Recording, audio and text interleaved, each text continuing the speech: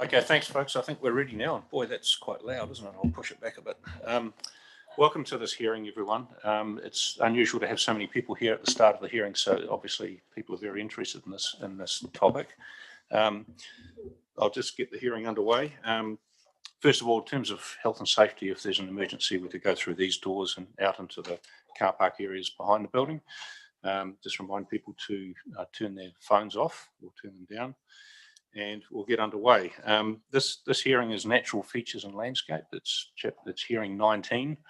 We're getting well through the process at Selwyn. I think we've got 3 or 4 hearings to go in this stream of topic hearings, and they're all interrelated. Today's hearing, we're going till about lunchtime, and we're reconvening tomorrow to hear some submitters who couldn't come today, and they're also going to address hearing 20, the coastal environment. So there's a bit of a mix and match with the hearings tomorrow, but we have a draft schedule, and you'll all know where you're placed on that hearing schedule. So thanks for turning up.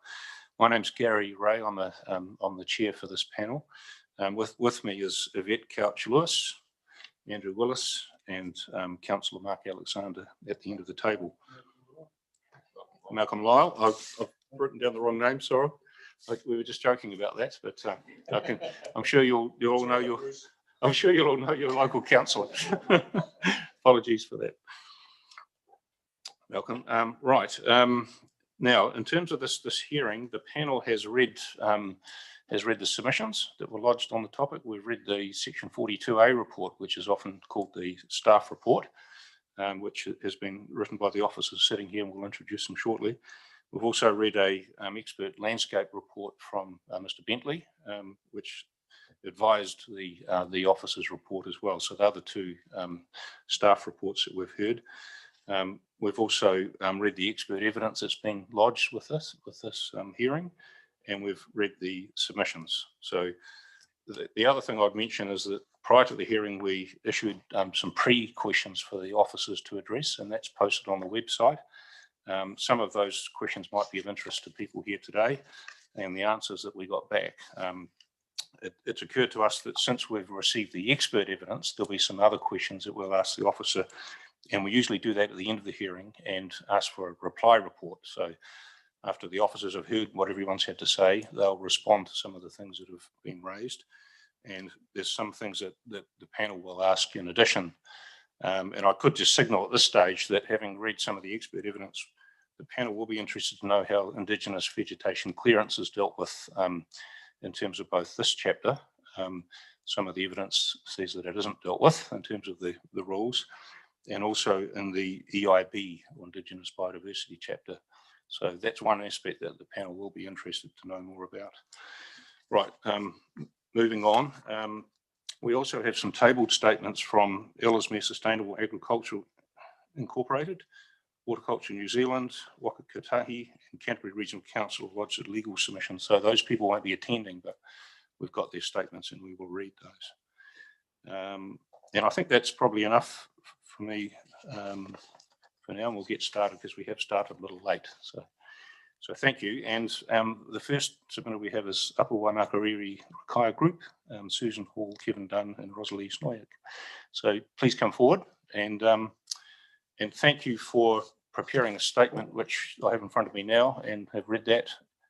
And thank you for including some photographs and diagrams and maps and things. That's really useful. We have set down 15 minutes for you, so we'll just see how we go, but in your hands as to how you wish to present that to us, and then the panel will see if we have any questions. Okay, so please just introduce yourselves and go from there.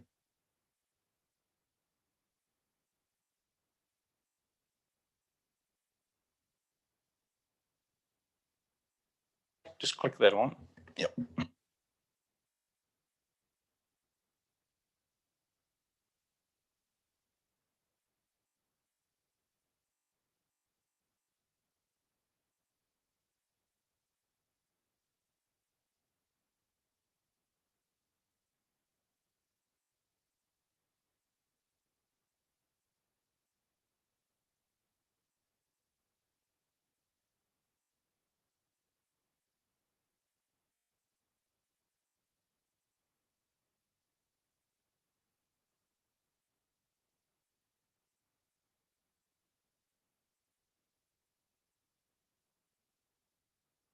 Right, now working.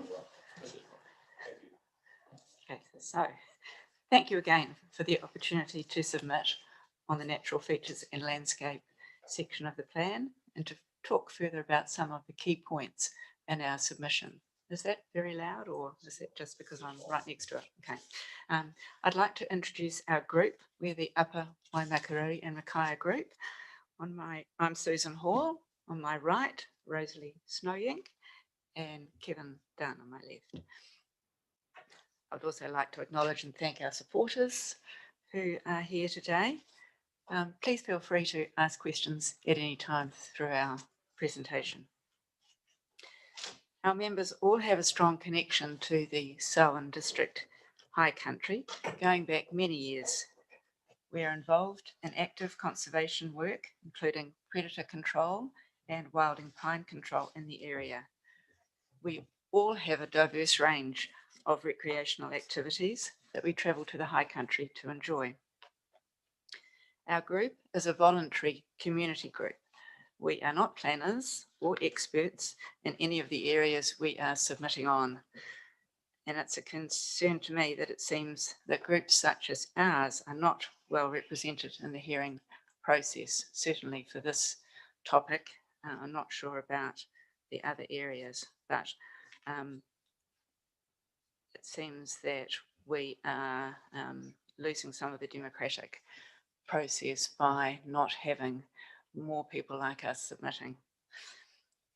I'd quickly like to make a few points relating to the process of submitting to the district plan review, which has been going on for a few years now. For us, the process has been very difficult and very time consuming. The Selwyn District Council website is difficult to navigate. I've certainly found that. The search engine is difficult or impossible to use if you do not know exactly the terms you're searching for. And it's very hard to access the relevant information in a timely manner. You can spend hours and hours trying to find the information sometimes. Associated with this hearing, which is understandable, there has been a huge volume of written material to be read and understood. And then the lengthy process required in writing the submission, the further submission, and then finally our submission today to distill down to its absolute essence what we're concerned about. The time and commitment required by a voluntary group to see this process through should not be underestimated. In fact, the only way our group was able to provide what we hope is meaningful input was because one of our members has considerable previous experience in district plan matters in another district. The other area I'd briefly like to comment on is the structure of the hearings being topic based. I can see why administratively that's a sensible option, but in the case of the environment, it runs the risk of taking parts of the environment in isolation and determining rules without the overview of the big picture. And I'd just like to finish with a quote from John Muir, the US environmentalist, who wrote in 1911, "When we try to pick out anything by itself, we find it hitched to everything else in the universe." Thank you for your time. I'd like to pass on. Just if I could just comment, yes, that we're acutely aware of that comment you just made, and the nature of the hearings is that we have different panels, except for the first three, which were more strategic issues, but we're acutely aware of the need to not have things that fall through the cracks, and also to have some liaison between panels. So I can assure you we will be doing that, especially for this topic. Thank you. Okay, all right. Do you want to use this one? No, I'll use this one. Thank you. Can you hear me? Yeah. Right, good, thank you. I'm Kevin Dunn, and I thank you for the opportunity to be here this morning. I'd like to just perhaps take a little further some of the comments that Susan had made, really as part of an expression of concerns that we have about the process of developing and implementing the plan itself. Just backing off on that for a moment, we, excuse me, we drive quite regularly through to the West Coast, probably once a month along State Highway 73, going through the Waimakariri High Country, and have done so for at least the last 10 years. In recent times, as we go through, there are signs of further agricultural intensification. We often see this. It's only though what's visible from the main road, and we have concerns, particular concerns about what's actually happening beyond public view. The speed of change, which we've referred to as the green creep in our submission, is accelerating. And with this, of course, the rate of biodiversity loss is also accelerating. But we note that the planning process itself is slow. It's been going on for a number of years and is lagging well behind this rate of change. And we're part of the environment in which we live and depend on its health for our own survival and well-being. To break the environment into discrete sections for planning and application of the plan is unrealistic in our view and will likely fail, or as all parts are interconnected. As I think the Commissioner mentioned, biodiversity and ONL are interconnected. We can't consider things separately and discretely. Biodiversity and water quality and water volume are also interconnected. And although water is handled by the Regional Council, it overlaps into here. Climate change and its effects are becoming increasingly important. And this needs to be woven into the plan somehow, but I can't see that. I can't see where it is. So just to wrap up, our view is that the plan must recognise the interconnectedness of the parts and must be capable of addressing accelerating change. Thank you. Thank you. Could I just ask, just before you start, has your group lodged the submission or lodged submissions in respect to other chapters as well? I presume you have. We did. You did. Yes. Yep. Oh, good. Including the Indigenous biodiversity. We didn't come to all Yep. of them. That would have involved too much time. Oh, absolutely. But Yep. we will Yep. definitely be here for the Indigenous biodiversity. Thank you. one. It's useful Yeah. to know. Thank you. So if moving along, and I'm conscious of the time, we have only a few minutes left, but kia ora and greetings. On the edge of the Canterbury Plains and the wonderful Waimakariri Upper Rakaia catchments have been my backyard for the last 50 years. I've spent a lot of time out there and have a deep connection to the place. So I'd just like to highlight a few points in our submission.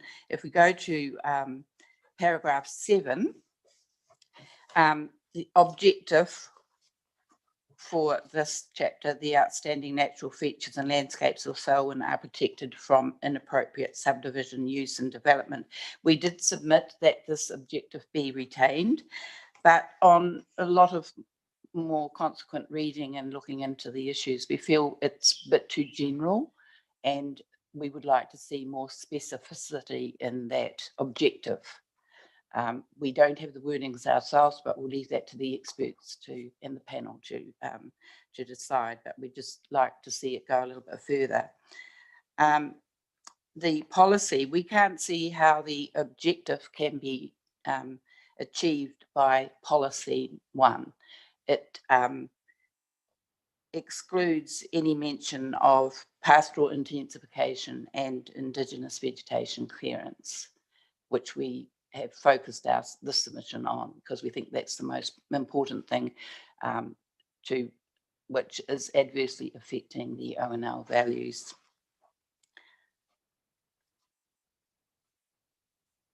Today's pastoral intensification is not the historical or traditional way of farming. We see in some of the submissions, they say they've been pastoral farming for 150 years. In the Plan Change 13, there's a definition of pastoral traditional farming, which says it is the grazing of stock with limited oversowing and top dressing and limited cultivation. That's not what's happening out in the high country now. Granted, farmers have grazed the land lightly for 100 years or more. This kind of acceleration of the greening is happening in the last 10 to 20 years. It's quite different. It's not pastoral farming, it's intensification.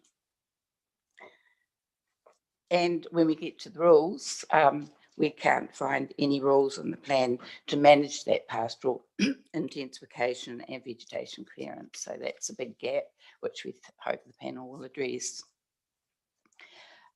If we go to para 32 of our submission, it's where the sections 42A officer said that rules should be left to the ecosystems and biodiversity chapter.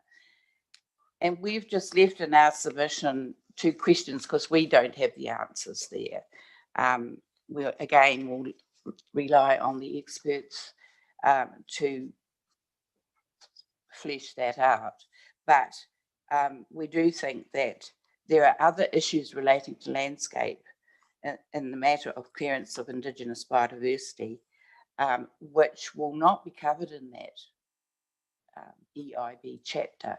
Landscape issues like the changing colours, like the changes in the naturalness of the ONL, like perceptions about landscapes and what the landscape means to people, that will not be covered in there. So we do feel there is a gap there. There should be rules to cover those. And then para 33, the council worked with several neighbouring authorities.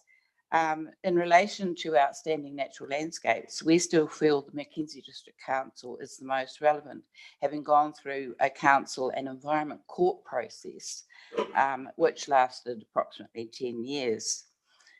The 1st and the 11th chapters and decisions, which I brought with me, deal with what is appropriate and inappropriate in an outstanding natural landscape. And I think it's a good guide. I think in the first decision, they do actually say it shouldn't be a template for all outstanding natural landscapes in New Zealand. But definitely, we think that the Mackenzie Basin and the Upper Waimakariri Basin, there is a relevance there that you should look at. They require, granted, is different. The Waimakariri Intermontane Basin is similar in that it is an entrance to a national park, the Arthur's Pass National Park. It's a wonderful, wonderful entrance to the park. In some ways, we consider the Upper Waimakariri Basin to be more intact in terms of landscape than the Mackenzie. And some of those reasons are that there's no hydro development in the Upper Waimakariri, no power stations, canals and dams, no pylon, no power infrastructure, no fish farms and associated buildings, no airports with associated buildings and aircraft noise. I think there's something like 3 airports in the Mackenzie Basin. No large-scale irrigations, although there is a potential for this in the Waimakariri because we don't know what's going to happen in the next 10 years and the landscape's going to come under threat with perhaps potential storage schemes, water storage. We have to keep that in mind, that is a potential. And I do believe there is one inactive consent involving several pivot irrigators in the high country already.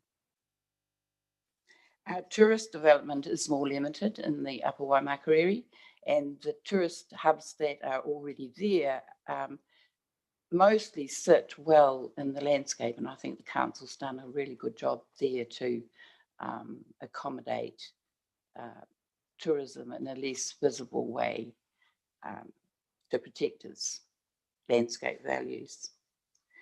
They both have similar wilding pine problems, but I do think that the Upper Waimakariri is ahead of the Mackenzie in that way because the last 5 years has been a big push to control wildings, and that's obvious. I assume you're making a site visit, you'll see that for yourselves. So, and one thing I would say to finish that bit off is that the Mackenzie, several landscape architects at the Mackenzie hearing gave evidence about a tipping point in terms of landscape, outstanding natural landscape, and I wouldn't like to see the Upper Waimakariri reach that stage before we actually do something about it. We have an opportunity now to protect it for future generations. If there's time, I would have just liked to have clarified some of the photos, and I'm wondering if, sorry, what was your name? Grace can bring up photo 10, I think it is, 11, Mr. Harding's map.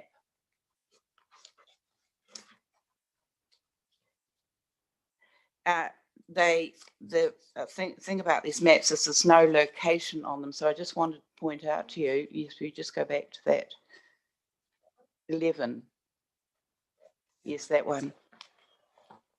Are you able to enlarge that at all? So I just wanted to make sure that you could locate yourselves in that picture, because this is Lake Pearson to Mauna Rua, the two parts of Lake Pearson. Put my glasses up, there's a lot of glare on there. The red patches are what were converted earlier, and the partially converted are the yellow. And that picture is a classic example of the incremental work that's done, because you can see the yellow is the latest, is halfway developed. The green is from 2019. So you can see how it starts and they add on to the bits. So you've got Purple Hill on this side of Lake Pearson. This is the Waimakariri River. This blue here is our photograph. I just have to check 3, 4, and 5. So that is a high terrace which has been converted. That's that blue there, just to orient you. The other photograph is 20, and it's from the ECAN report, which is similar. And so these were obviously done independently because colour scale is the other way around. Red is the most recent in this one. And this is Lake Coleridge in the middle, the Wilberforce and the Rakaia River. And this is the Harper River up here. So you can see all this development in here. And this green bit here and that fan there across on opposite sides of the lake are our photographs.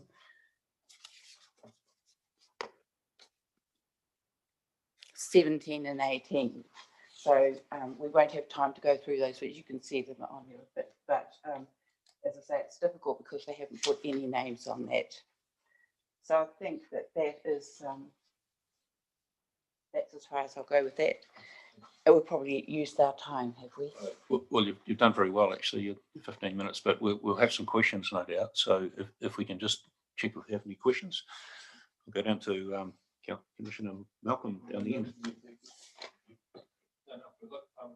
Thank you for including those photos. It's very helpful. And I did have a couple of questions, but you've already answered them as part of this presentation, so thank you.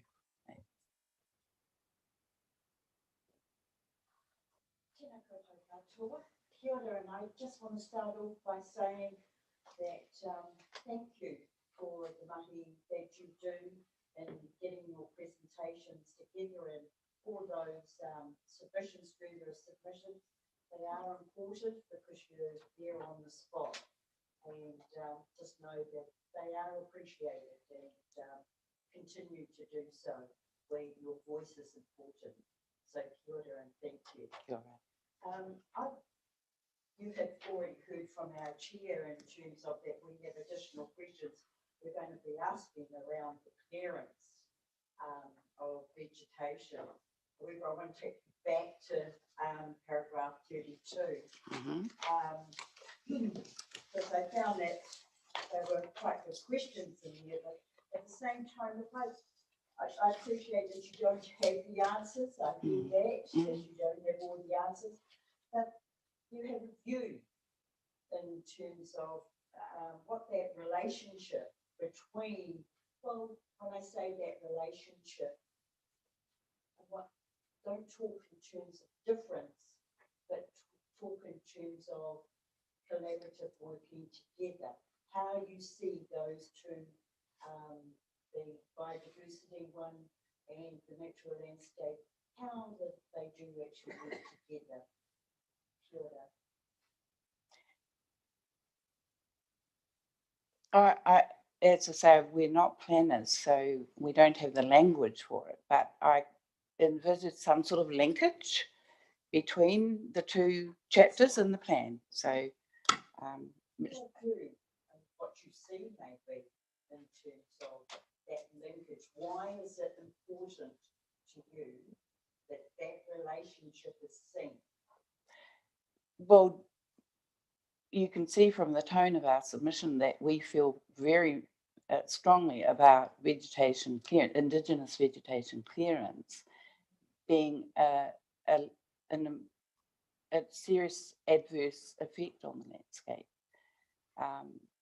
And obviously that is not accepted by the plan as we see it. It isn't strong enough in the plan to actually realise that point. So if that's the message that we can leave with you today, is that inherent connection between the cover on the surface of the landscape and the landscape itself. The landscape architects will be able to explain this much better than I can, but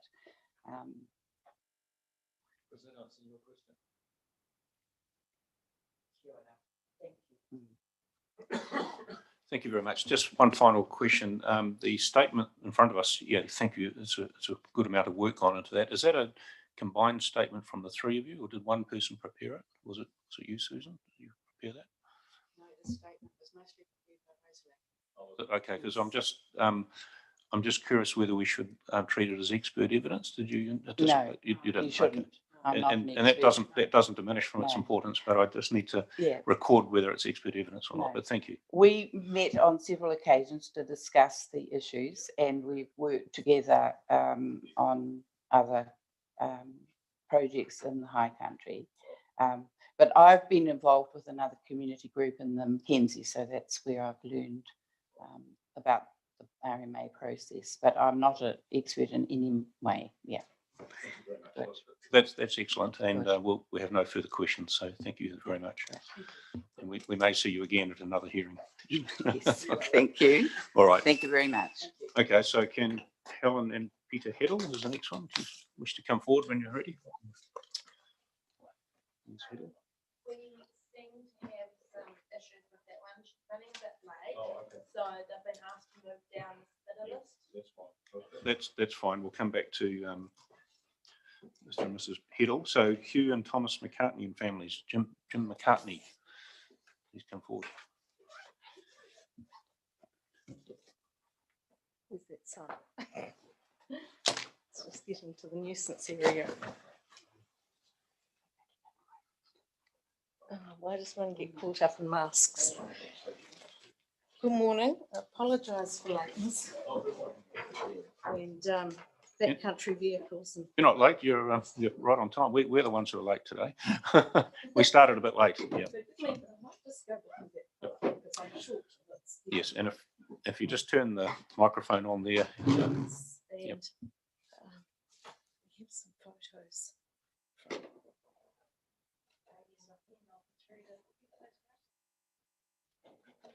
Good morning, Commissioner. I'm speaking on behalf of my husband, Peter, and myself. And I'll indulge with you in taking a little bit of extra time with the imaginary husband beside me. I'm sorry, but he's caught up with a lot of cattle movements today. Like everybody's been challenged with the demon bugs. Mine is a simple submission in relation to the past one that you've just heard, but I concur with what they are speaking of. And mine is, or ours is, to do with outstanding natural landscapes and the rule relating to the light reflectance value for buildings. And to our knowledge, it was set at 37% or less, but I've recently been advised that it has been changed to 30%. I have no knowledge, and I didn't have time to investigate just when that change was made, but certainly it's not common knowledge in the public arena. Anyway, that aside, we're not going to get tied up with small things. This applies to exterior surfaces of buildings, as we understand, and currently a consent has to be sought to go outside or above the reflectance value, be it 30 or 37%. On a personal level, we are not naive about the values pertaining to outstanding landscapes. We're very privileged to have lived and owned Eskid Station in the Huranui, and right through the Environment Court time, setting the outstanding natural landscape boundaries. And we also farm at the top of O'Kane's Bay and have done since the 1990, and have been involved with district plans and making sure that there aren't hot pink toilets put on the ridgelines and such. So it's been an interesting journey, and while neither of us are driven politically, a sense of right and justice does come into this, and we have a very, very wide network. I was actually, I worked for the 7 local authorities in South Canterbury in the 80s. So I understand things very well in that field too. We've subsequently had to apply for our earthquake rebuild for a consent at the cost of $1,036 in order to clad our earthquake rebuild house at Sandown on the western side of Deans Road, which is Highway 72. In this case, no one elevation on the building was greater than 23%. The remainder of the cladding is natural oiled cedar or eco double glazing and some part stone. And yet we have a large alpine shed, fully visible right down Deans Road in its bright silver capacity. And as we understand, anyone can repaint existing buildings in whatever paint finish they choose or whatever product they choose. As we understand, light reflectance value means paints such as hot pink, parsley green, and forgive me for resorting to the obvious, but I've put the reflectance values on there, and it takes us back to the 1960s, those of us who are old enough to remember that we all felt that the turquoise and red houses of the West Coast were really coasters trying to brighten themselves in what can seem a fairly doomy climate. I'm sorry for the twinge of humour that goes in underneath this, needs to keep a balance. Surely this rule needs a modicum of sensibility to be taken seriously. We feel that villages, Castle Hill, developments, perfectly in line with the rules that they place on these buildings. But in a farming situation where we have been very lucky to own Sandown Homestead behind us, which is earthquake, and you have just lost a valuable historic landmark in Waireka Homestead this weekend, which is very, very sad. Our landscape is modified, has been modified for hundreds of years, and that change will continue. We just look at our generations and see the change that's happening there with screens and everything else. Change is paramount. Change is going to happen. But why focus on something such as a science value like reflectance in this case, when one could actually put in a rule that encompasses a much more reasonable angle? We're lucky to have a much admired new house, And we've chosen to site it where we can see our beloved mountains and incorporate the historic garden behind. Those Dean's Gardens along that road have some incredibly valuable historic trees, and they were all planted by one man. And when one looks up the tree register, we've come from Esked Station, where we had the oldest and largest cob building in the country. We understand history and heritage, and I think this needs to be incorporated into our landscape. And I'll just ask you to, there's some photos here that show we actually believe that our farm homes are part for the community as well. We welcome people into our garden free of charge to take a wander. We hold, can the photos come up? Oh, well, Genesis. Yeah. We hold community groups. There's a photo here of the Merino youth judging, which we host every year. We do as much of that as we honestly can. And I think that we also need to accept that there is a moral issue here. And this is after 8 months, 9 months of discussion amongst our wide network of friends of all ages.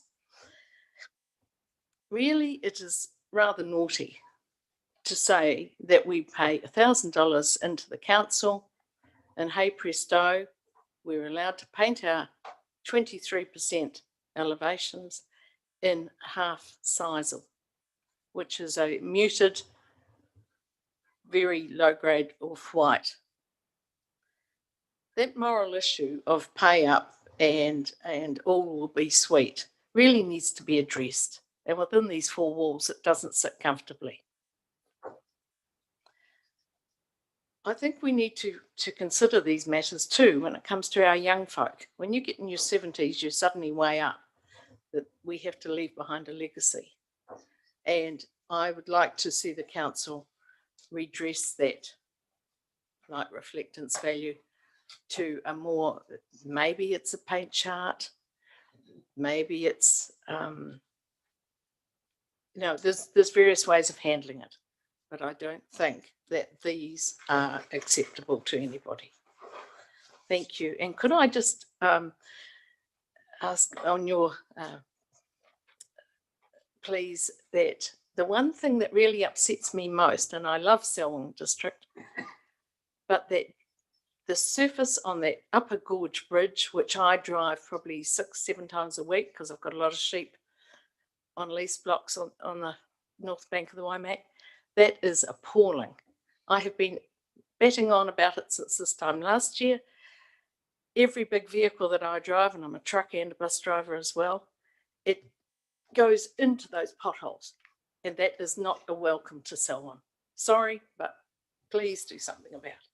Well, thank you. Thank you very much for that. I'm sure our councillor commissioner might take that on board, but this panel probably won't be able to deal with that. But no, thank you for that. Look, I'm very interested in your presentation. That colour chart you presented, can you just hold that up again, please? This one? Yeah, so you've assessed the reflectance. You've assessed the reflectiveness of each of those colours, and I yes, think the point it's on the resin cards that and so the point, I think the point you're making is that there's some pretty gaudy colours there that would qualify. I know they're or getting appalling. close to qualifying anyway. Yeah. And yes, well, this one, look at this hot purple. It's a wonderful colour to wear, but it's ghastly. So I just had a look at the rule REQ5, the one that you've focused on, and it does appear only to relate to reflectance values. So there's no discussion about subdued colours or colours that blend, or it's just a hard and fast 30% reflective value, as I read. And I know there are several of us who have paid that figure in the last couple of years. I don't know beyond that, but yes, everybody in our camp is very appalled. And just one further question from me. Are you aware of any other district plans that have a different way of dealing with reflectance or colour, colour issues? No, but it's very easy to, To think of how it might be. I must ask our other councils. Well, we'll certainly ask the office to respond to that. If there's an easy answer now, you feel free to do that now, Mr. Trevor, or I'm happy for you to consider that and come back to us later. But I suppose the key question is the colour is the colour compatibility only determined in relation to reflectance values? It appears in the rule to be, that's all it is. Is that correct? It is, okay. All right. Well, look, I think we'll leave that issue with the There are a officers for now. series of photos which, if they can't be displayed, I'd like you to. Make sure we get those, yeah. Please do. We'll have those Thank put in you. front of us, yeah. So Yeah. I've emailed the photos to the panel. Unfortunately, we don't have a USB stick to get them from the computer to the TV apparently. I can assure you we will have a look at Techno those. naivety. Thank you. I'll just check if the other members have any questions. I've already asked some, but we'll see if we have any more. Kia ora, and again, thank you. I'd also like to thank you as well for your colour chart. The humour was very much appreciated, and because it took us into our rules. So from that, thank you very much. My question was similar to the chair. Kia ora. Yeah, thank you for your presentation. It's been very good.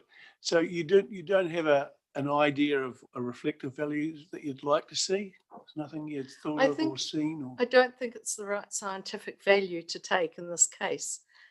I think, you know, when you look at your buildings of Rolleston, and then when you go back and through the back country and then look at our developments and the stark white of a lot of the modern homes and our new developments in the rural townships is a fashion thing. But I think in our case, I mean, we've come from a historic homestead that is well, it's actually a real cream colour. And we would have repainted that if we had carried on with that procedure, and it would have been $100,000 to repaint with no consent needed. There is, you know, it's remarkable to us that our big alpine shed has you know, come through this. And I can only say that the only little bit of paint I'd like to splash around now would be to get some community groups to paint our dreadful old rusted silos and put some murals up, you know, and add some colour to the district like Australia does in its rural areas. But I think it's a debating point, and that sometimes, while I come from a science background, science doesn't always have the right answer. Thank you. There may well be some grants available for a group to do some painting if you have a chat to our staff. And I've taken on board your comments about the bridge, and I'm very aware it is an issue that we have with two authorities with a bridge. So. Can I just say that in January, when I had a nag about it again, I was told that meetings of engineers were taking place, and this is what's unnerved us, that they couldn't decide whether to replace the bridge or mend it. And here we are 7 months later, nothing's happened. So is that bridge going to collapse? And every time we have a quake, who knows? It's a moot point. Thank you. Just one quick question. So thank you for your presentation. Just a point of clarification. You talked about how you can build the house with its cladding and then you can paint it any colour you want. Is that right? Is that what you said? Well, we had to apply for a consent to paint it. So it's the consent for the painting, not necessarily for the materials of the building itself. It's the painting. Well, there was the building consent, which covered all of that. Right. Yeah, through Selwyn. Mm. Okay. Right. Thank you. Okay. It's in rock coat and cedar and glass and stone. So did that exceed the reflectance value? Is that why you needed a consent? Is that's the reason? Okay. All right. And your point is that they were quite subdued colours. Is that right? Okay. Gotcha. Understood. Thank you very much. Right, the next submitters are Hugh and Thomas McCartney families. Jim McCartney. Thank you, Mr. McCartney. Please come forward. Just for the benefit of the panel, it's paragraph 15.9 of the staff report, section 42A report, 15.9. Haven't already got that.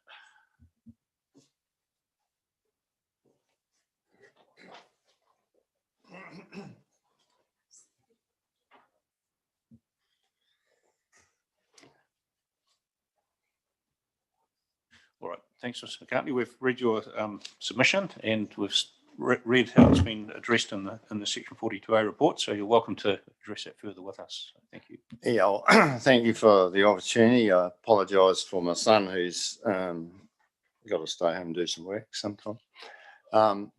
Anyway, I come here really out of a fair bit of frustration with the process to dealing with ONL and how it affects us and our community. And I think we start off with a process, and the previous people have talked about processes that lead to decisions that frustrate you.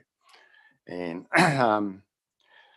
so we're talking about the ONL and how in our particular case on Banks Peninsula, we've moved from a density level of 1 building per 4 hectares up to 1 per 100 hectares.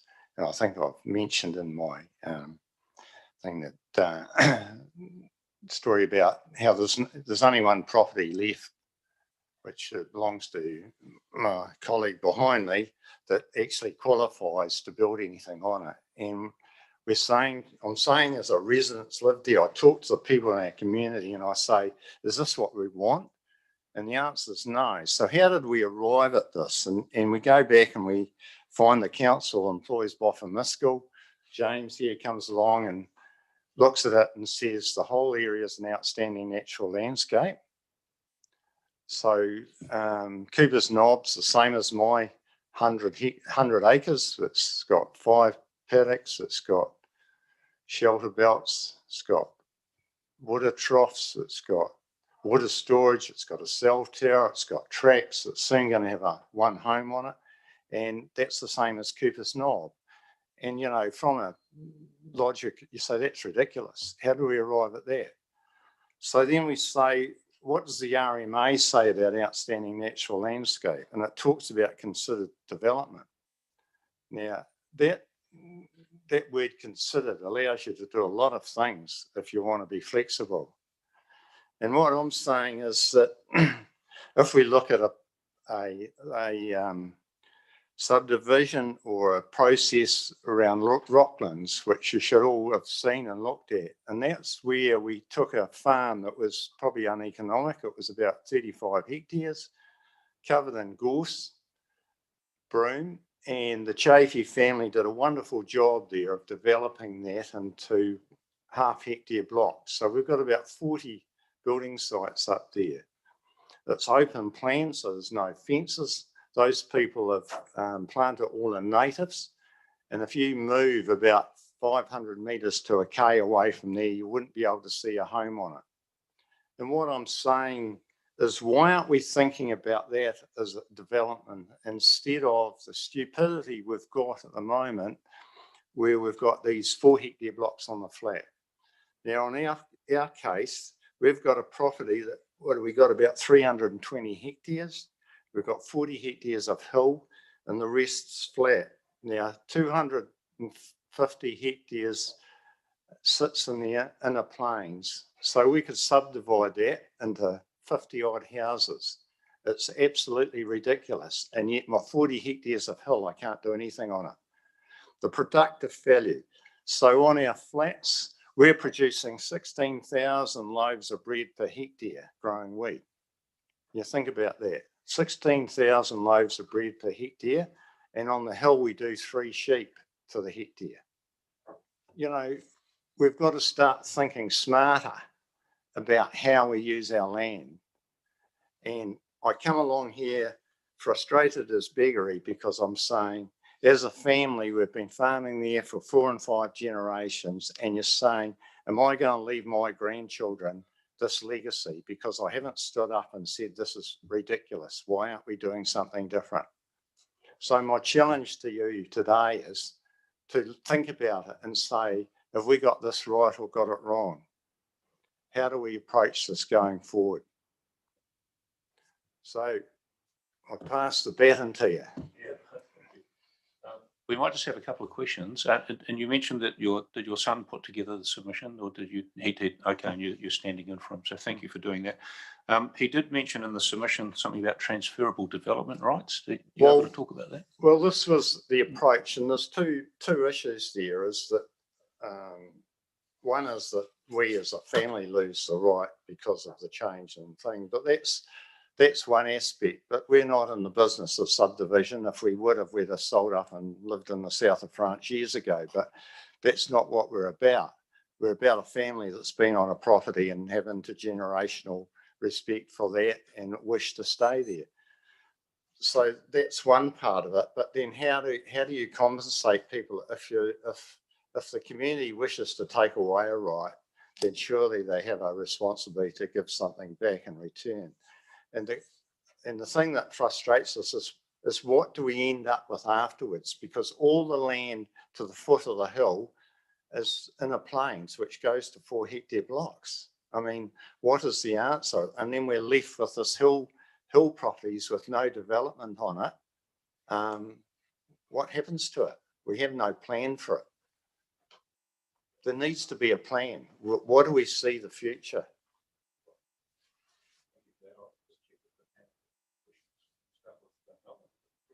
Thanks for coming along, Jim. I have had these conversations with you on these topics over the years, and also your neighbour in the background there. I do remember having these conversations some years ago about ONLs and these. Thanks for coming along and speaking your mind. Just do something about it before it's too late. Just one point of clarification. Thank you for your submission and comments today. So you're saying that I guess it's you can develop the flats to a greater extent, which is actually for housing, for instance, but that's the productive land where you earn more money for your farm, and the hill country is less productive, but you can't develop that for housing because of these provisions. And you're pointing out to us that there's an inconsistency there, or it's not practical. Is that what you're saying? Well, I'm saying it's stupid. Okay. Because, you know, as a community, what are we doing? We're taking food producing land out of production because, I mean, 4 hectare blocks are ridiculous. I mean, that's an anomaly in itself because, you know, there's no logic to it. What is it? It's too big for a spade and too small for a tractor. You know, what do you do on it? You know, we haven't thought about what we're doing to our productive land, and inner plains by and large takes up some of the best food producing land that's in the Selwyn County. It used to be the Paparoa County, and that's where that rule came from, but that was the best land because it was settled first. You know, people came here and settled where you could grow food the best. And we're converting it in these 4 hectare blocks, which are ridiculous. I mean, if you want to have some rural thing, we should have 1 hectare areas. Okay. No, thank you for clarifying that. Thank you. Thank you very much. We got no. Oh, sorry. Sure, no questions. Thank you very much. Thanks for coming along. We take on board the points you make. Thank you very much. All right. The next one we have is a Zoom presentation by Environmental Defence Society. So is that all set up?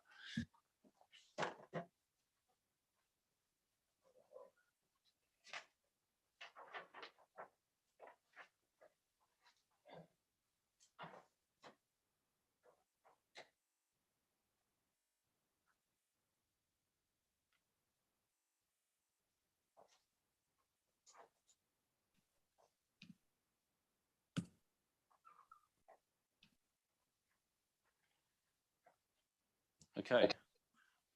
Bronwyn Wild, welcome to the hearing. Can you hear me okay? Yes. Oh, good. Thanks for coming on. We're in your hands. We've got your submission and we've read the officer's recommendations regarding it. So you're welcome to present that to us how you wish. Thank you. Thank you. Kia ora. E te paipiri e te tiamana tēnā koutou katoa ko Bronwyn Wild tōku ingoa. My name is Bronwyn Wild and I'm here on behalf of the Environmental Defence Society, or EDS.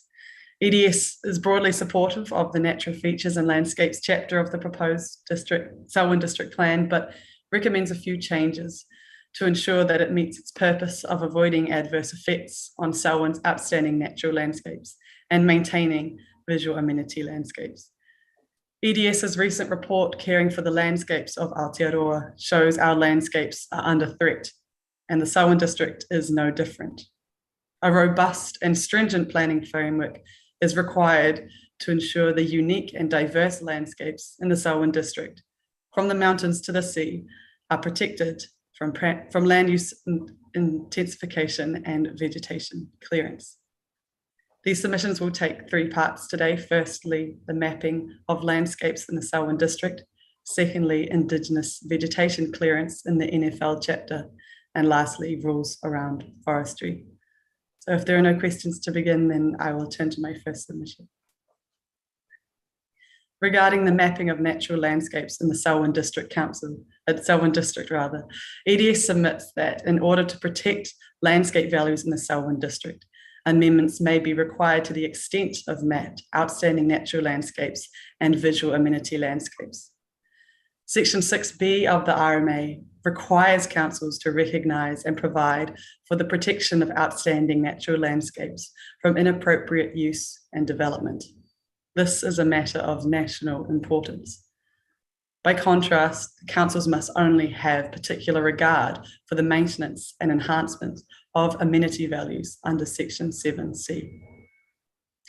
The EDS landscape report shows there has been inconsistency throughout the country between the landscape approach for classifying different areas. For example, on the Banks Peninsula in the neighbouring district, only 24% of the rural land has been classified as outstanding natural landscape. For this reason, EDS commends the council for including the entire spatial landscape within its outstanding natural landscape overlays, unlike the Banks Peninsula, which only includes some prominent ridgelines and coastlines. The evidence of Di Lucas confirms that spatial mapping is appropriate to recognise these extensive and uninterrupted landscapes, which contain a diversity of land types and activities. Having said that, EDS has remaining concerns about the numerous cutouts of the Waimakariri outstanding natural landscape overlay to visual amenity landscapes of farmland. This is because of the lesser degree of protection afforded to visual amenity landscapes. Allowing visual amenity landscapes to be interspersed within an outstanding natural landscape can have adverse cumulative effects, which can decrease the outstanding natural landscape values of the ONL. The case study of the Banks Peninsula highlighted in our written submissions highlights some of the perverse outcomes that can arise from this.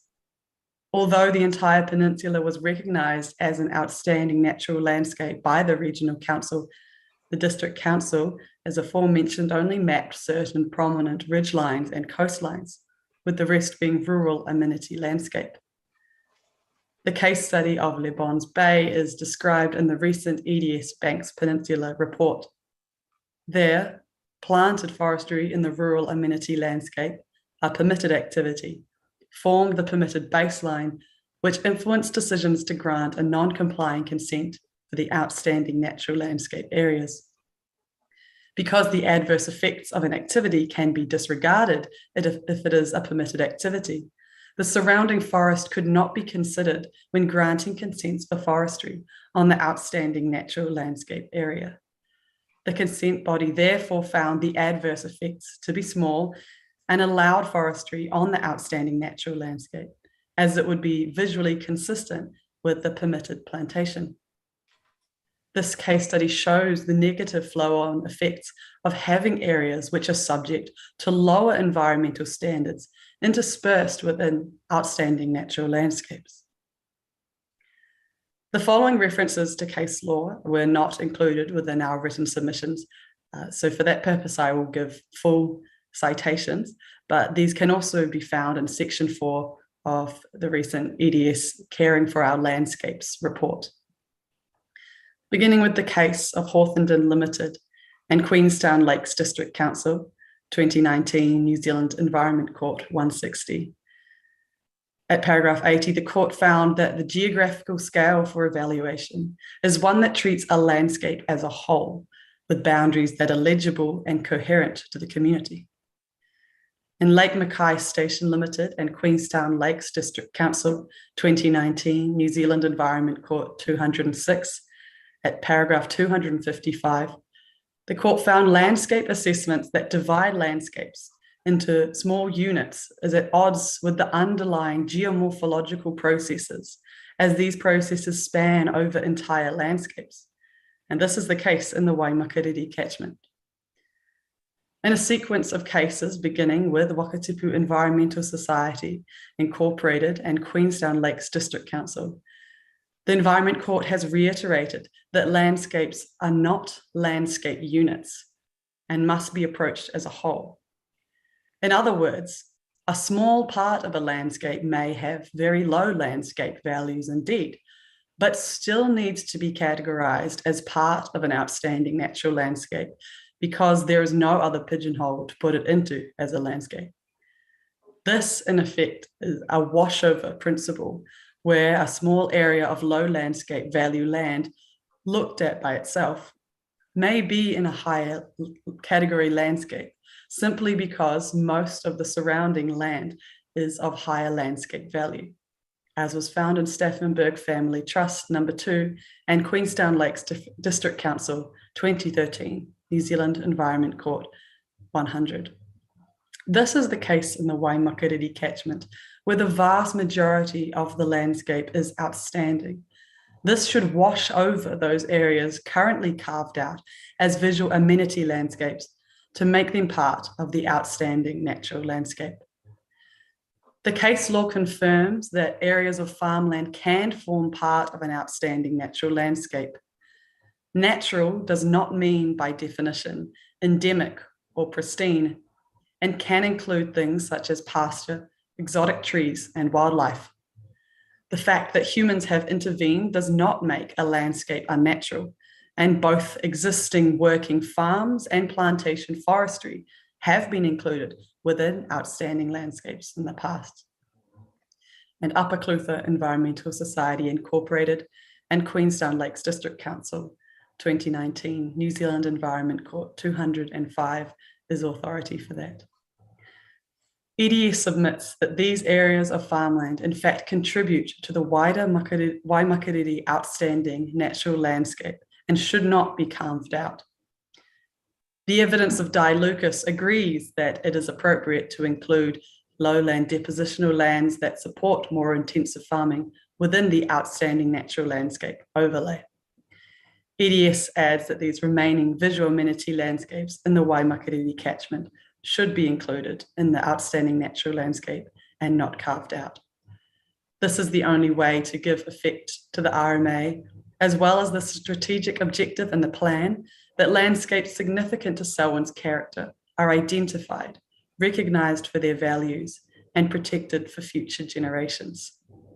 And the environmental bottom line in the plan, which requires the avoidance of adverse effects on outstanding natural landscapes.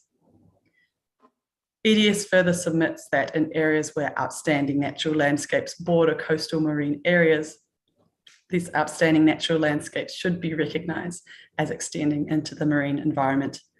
It's unclear if the council has given any consideration to this, but EDS submits that they should do in order to reflect the ecological reality of coastal ecosystems. I now move to my second submission on vegetation clearance.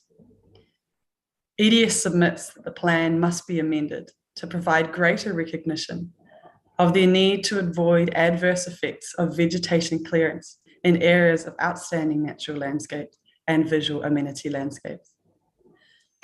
As aforementioned, Section 6B of the RMA requires councils to recognise and provide for the protection of outstanding natural landscapes and have particular regard for the maintenance and enhancement of amenity values under Section 7C. However, Section 6C also provides that councils must recognise and provide for the protection of significant Indigenous vegetation and habitats of Indigenous fauna. EDS submits that the plan has failed to adequately consider the overlap between Section 6B and Section 6C in the NFL chapter. The Boffa-Miskell Landscape Study and even Section 32 report for the proposed Selwyn District Plan recognise that the clearance of Indigenous vegetation can have an impact on landscape values. However, this overlap is not reflected in the plan itself. The Court of Appeal in Man of War Station Limited and Auckland Council noted that Indigenous vegetation is an element of outstanding natural landscapes. In the Wakatipu Environmental Society and Queenstown Lakes District Council case, it was found that outstanding features of a landscape could include natural science factors, including the ecological components of the landscape. The proposed National Policy Statement for Indigenous Biodiversity also makes repeated references to the restoration and increase of Indigenous vegetation, quote, at a landscape scale. Although this is not yet a statutory document and is therefore of limited weight, this goes to show that Parliament also considers biodiversity values and landscape values to be inextricably intertwined. This intertwining was also recognised by the Environment Court in its 11th decision on the Plan Change 13 for the Mackenzie Basin. Although this decision was made in the context of the Mackenzie Basin, the principle is still applicable to the Selwyn district and its unique geomorphology. The varied geomorphology from mountains to sea is reflected in the distribution of Indigenous vegetation throughout the district, and this was recognised in the Boffimiscal landscape study. In the high country, for example, tussock land and threatened plant species such as mataguri are characteristic of the landscape. The evidence of Dilucus found that these species contribute importantly to the natural landscape values in the Selwyn district. Further, this Environment Court decision is especially relevant to the Selwyn district, as it also falls under the Canterbury Regional Policy Statement, as was noted by the Section 32 evaluation for this plan. The Selwyn district also faces similar pressures to the Mackenzie Basin in terms of land use intensification and contrasting expectations in the community surrounding development and environmental protection. The landscape study lists removal of Indigenous vegetation as one of 3 pressures to Selwyn's landscape values and provided recommendations to ensure the protection of Indigenous vegetation in outstanding natural landscapes, detailed at paragraphs 27 and 28 of our written submissions. However, the NFL chapter in this plan does not include provisions to ensure this protection of Indigenous vegetation.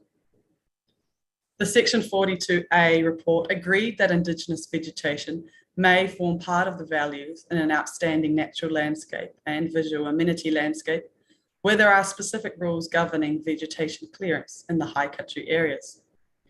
However, it found for the sake of efficiency, it was preferable to not include a policy seeking to avoid the adverse effects of vegetation clearance in the NFL chapter, as this may unintentionally void provisions which are already existent in the EIB Ecosystems Indigenous Biodiversity chapter. EDS submits that as well as providing important biodiversity value, the Indigenous vegetation of the Selwyn district also undeniably contributes to the area's landscape value. Therefore, this should be recognised in both chapters. Although the EIB chapter notes the importance of Indigenous vegetation to landscapes, the focus of that chapter is obviously not landscape values, making it the inappropriate place to recognise the importance of avoiding the clearing of Indigenous vegetation to protect landscape values. EDS understands that this would require added work for the Council to draft, as would any amendment. However, the Council is under an obligation under Section 6B to maintain these outstanding natural features and landscapes, and that obligation exists regardless of whether those objectives are easy or hard to achieve. In terms of plan efficiency, EDS is sympathetic to the challenging role of drafters. However, the unavoidable reality is that the ecosystems the plan is trying to protect are complex. Trying to oversimplify ecological systems in the plan will lead to perverse outcomes that will not result in the protection of these natural values. The clearance of Indigenous vegetation is a biodiversity issue, but is also a landscape issue. To overlook this dual function by not acknowledging it in the plan creates a legal fiction that does not reflect the ecological reality of the district. The evidence of Dilucus also supports that the vegetation clearance needs to be addressed in the NFL chapter, as well as the EIB chapter. She considers it concerning and inappropriate to pigeonhole this activity with diverse effects into a single scientific topic.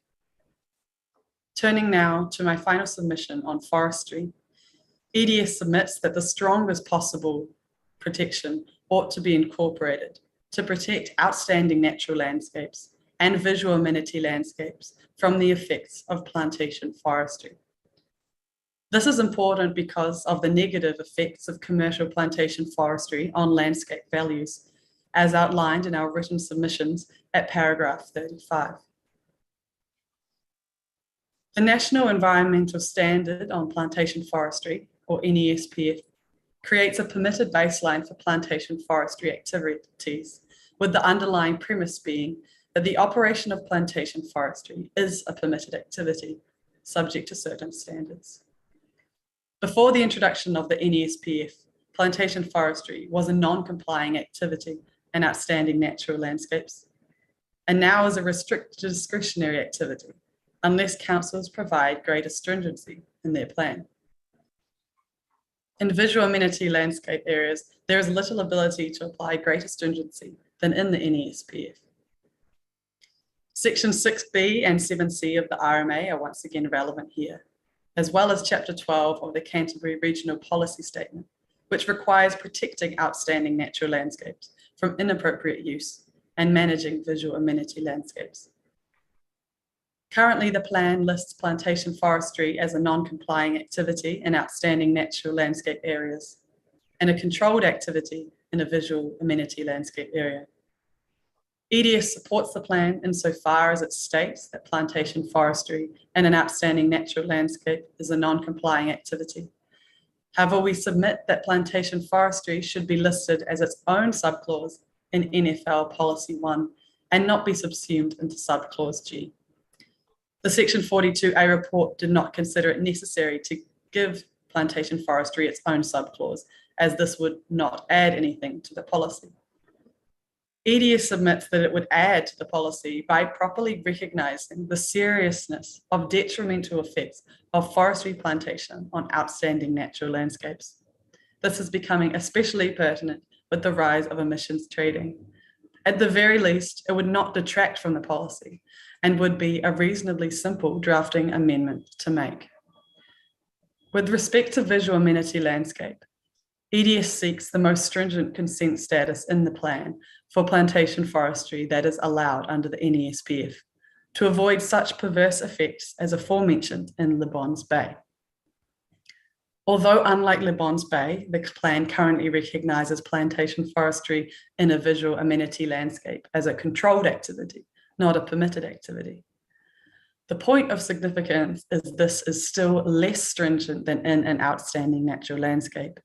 This is especially problematic when it comes to those visual amenity landscapes carved out of outstanding natural landscapes, such as aforementioned in the Waimakariri catchment. EDS submits that NFL Policy 2 be amended to recognise the adverse effects of plantation forestry on visual amenity landscapes. However, these concerns could also be addressed by, as aforementioned, having those areas mapped as outstanding landscapes rather than visual amenity landscapes. To conclude, EDS commend the Council for their significant efforts they have put in to protect Selwyn's outstanding and unique landscapes. However, as it stands, the current plan fails to fully protect these landscapes for future generations. These landscapes have already experienced a high degree of loss and degradation as a result of land use intensification, and will continue to do so if a robust and stringent planning framework is not put in place. Therefore, EDS submits that the previously mentioned amendments relating to the mapping of outstanding natural landscapes and visual amenity landscapes, as well as vegetation clearance and forestry, should be adopted. Thank you.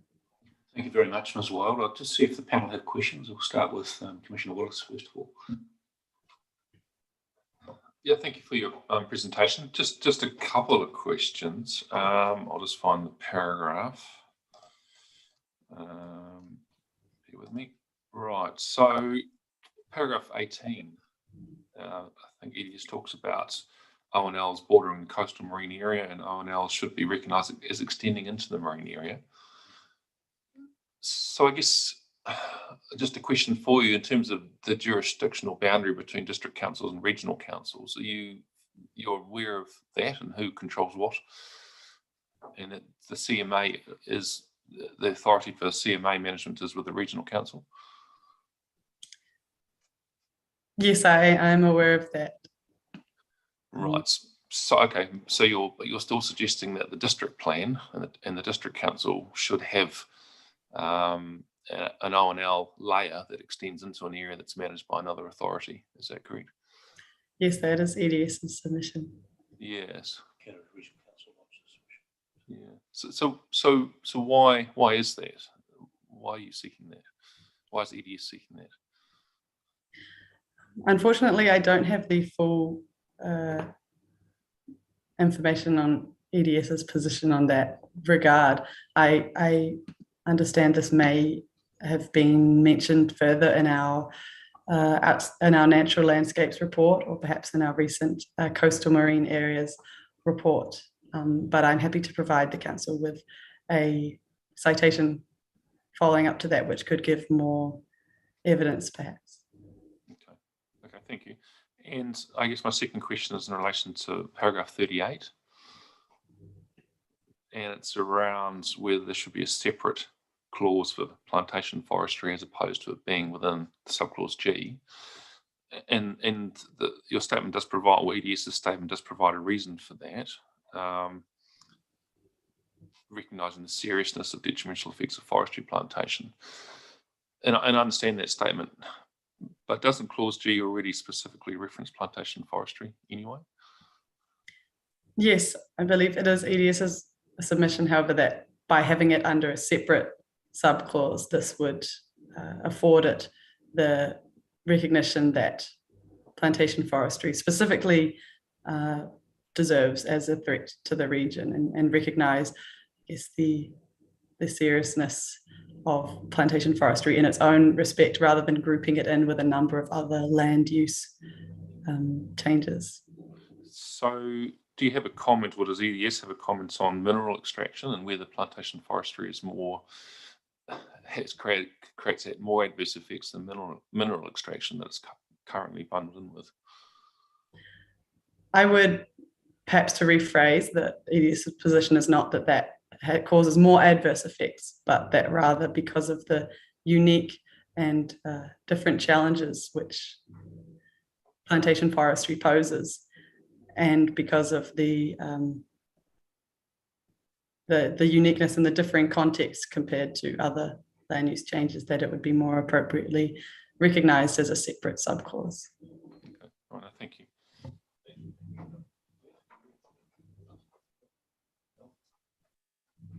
Yeah, thank you for your submissions. I'm very interested in the argument around vegetation clearance being covered in both the NFL and the EIB chapter. It is something I'm involved in both. It is something that is taxing my mind. You haven't given any thought to drafting anything that could go in there that would be suitable? No, unfortunately, EDS has not drafted any specific amendments.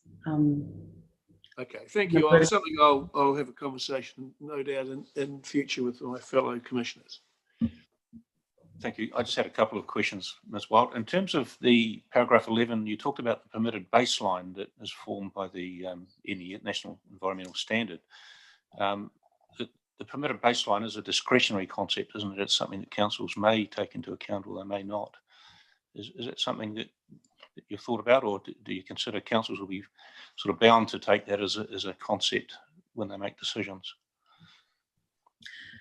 Is this in the context of plantation forestry? That's right, yes. Yeah, so EDS's submission is that that formation of that permitted baseline is created by the NESP is simply it has weakened the protections that were previously in place where it was a non-complying activity. And as shown with the case study in the Le Bons Bay, although as you noted, it's a discretionary matter, it does give consent authorities the ability, as was shown, that therefore that formed the permitted baseline in that case, which made it possible for the consent authority to grant a consent for a non-complying activity in the outstanding natural landscape area.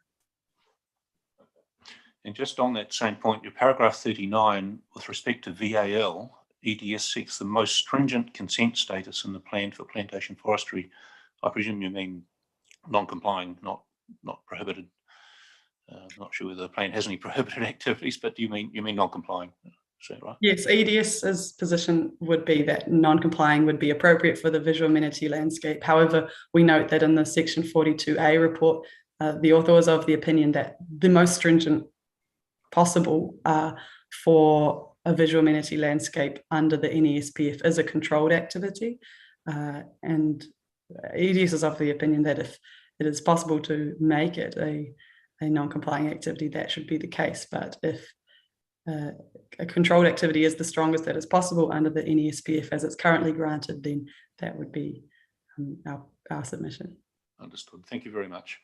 Appreciate that. We have no further questions. All right. Castle Hill Adventures Tours, Mr. Reid. Mr. Reid, yes, that's right. Come forward. We go ahead? Yeah, go ahead. Thanks for coming along, Mr. Reid. Just get your, this is paragraph 15.12 and 15.14.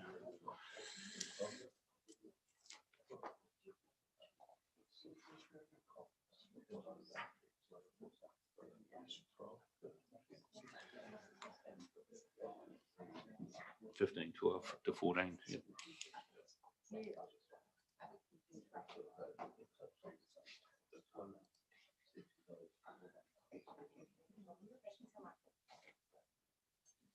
think that's right. 15. Yeah. Thanks for coming along, Mr. Reid. We've had you one of the other hearings to do with Castle Hill Adventure Tours Limited, and you've set out a good background for us to understand what's going on up there. And we understand your submission in this case is to remove the Waimakariri Basin ONL from parts of Castle Hill Village. I'm not sure if it's the whole village or part of it, but you might be able to clarify that for us. Is this operational? Yes. Just to preface my remarks, perhaps to clarify that, I'm representing Castle Hill Adventure Tours, which owns land across the road from the village, although I was the developer of the village itself, and the village has been carved out of the ONL, and but the land across the road that we've had resource consent for is still left within the rural zone. So that's really the whole point of my submissions.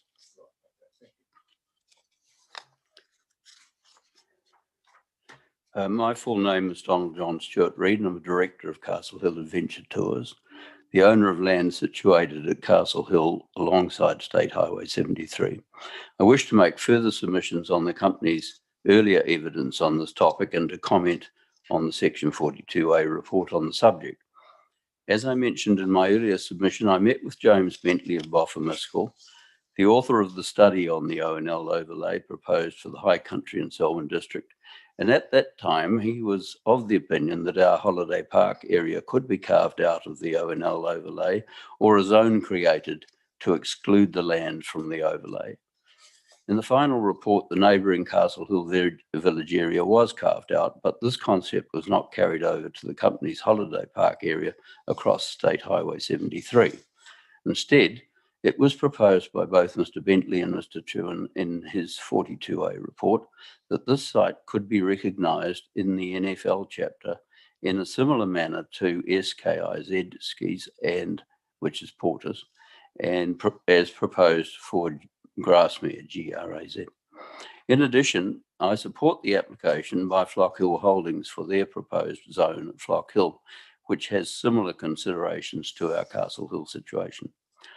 Both suggest that our submission should be dealt with under the zoning chapter.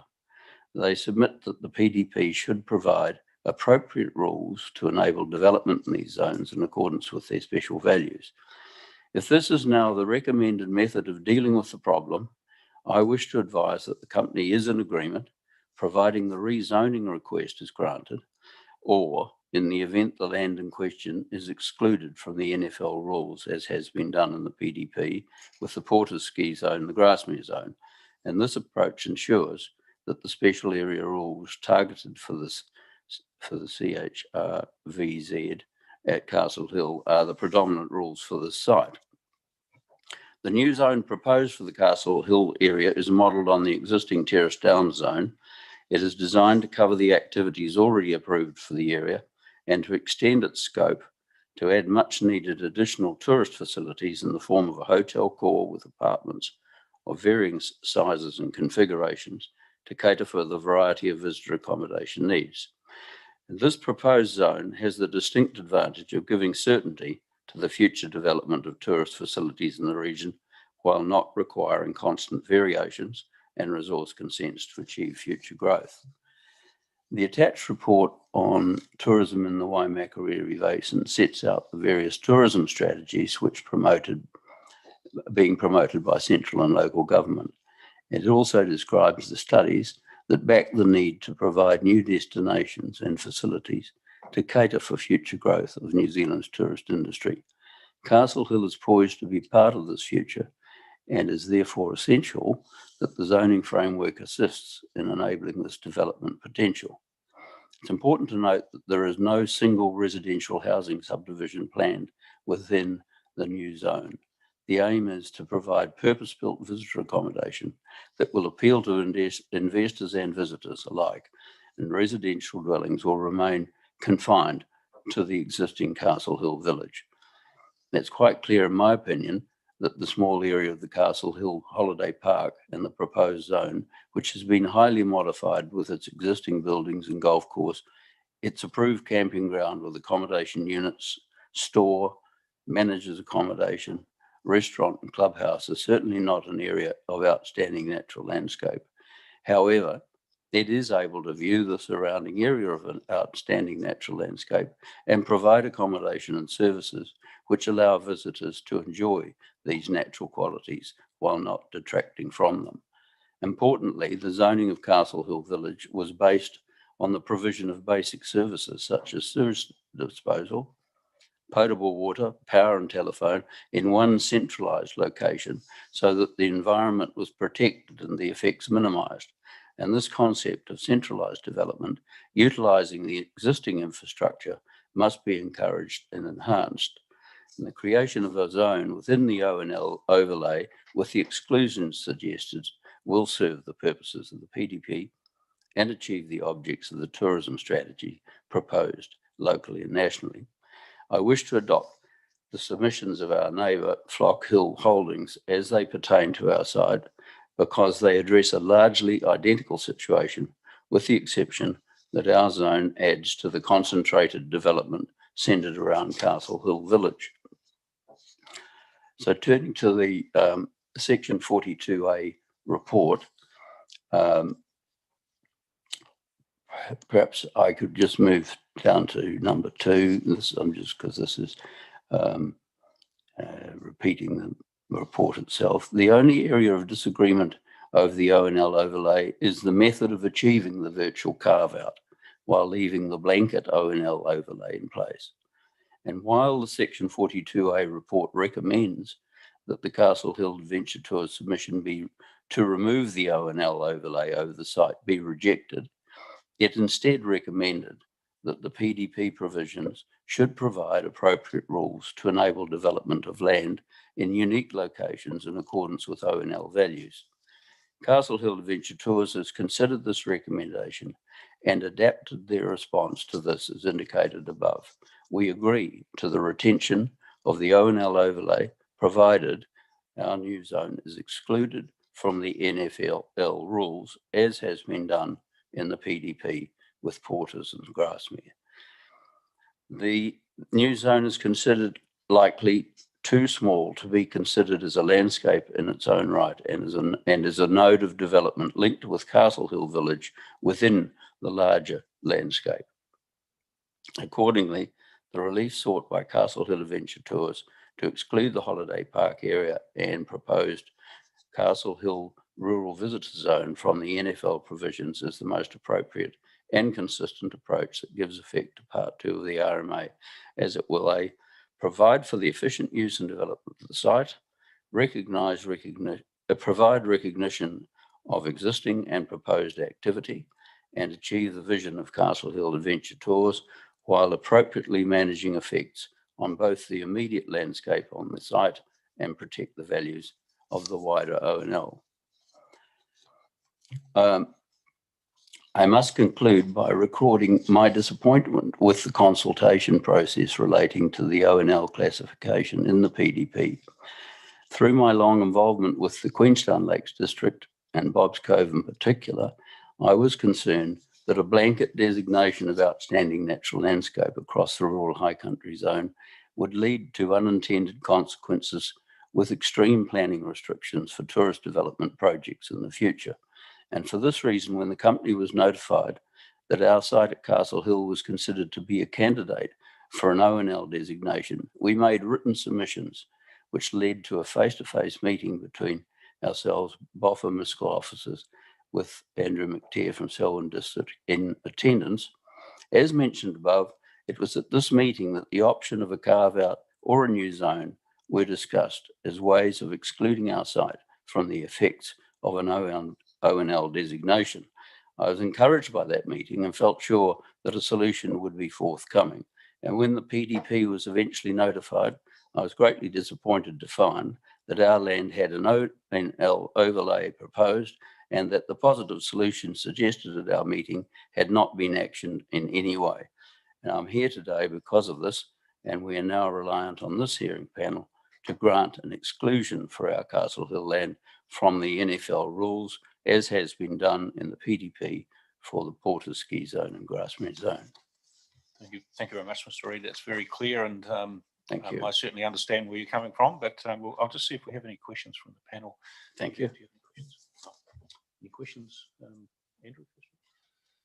No, thank you. I think it is very clear, although I do have one point of clarification. You've said in here in your comments around Section 42A report, paragraph 4, around excluding this new zone, should it be rezoned, from the NFL rules, as has been done for the Porter Ski Zone and Grassmere Zone. So just looking at the provisions, it doesn't look like the Porter Ski area is not excluded from the NFL rules. It has a separate set of rules applying, which are potentially more permissive or more targeted to those activities that occur in that zone. It's not the same thing as being excluded from, rather it has bespoke rules. No, but there are exclusions. I think it actually, some exclusions. it actually states excluding Porter Ski area, yes, and Grassmere in the actual wording. Yeah.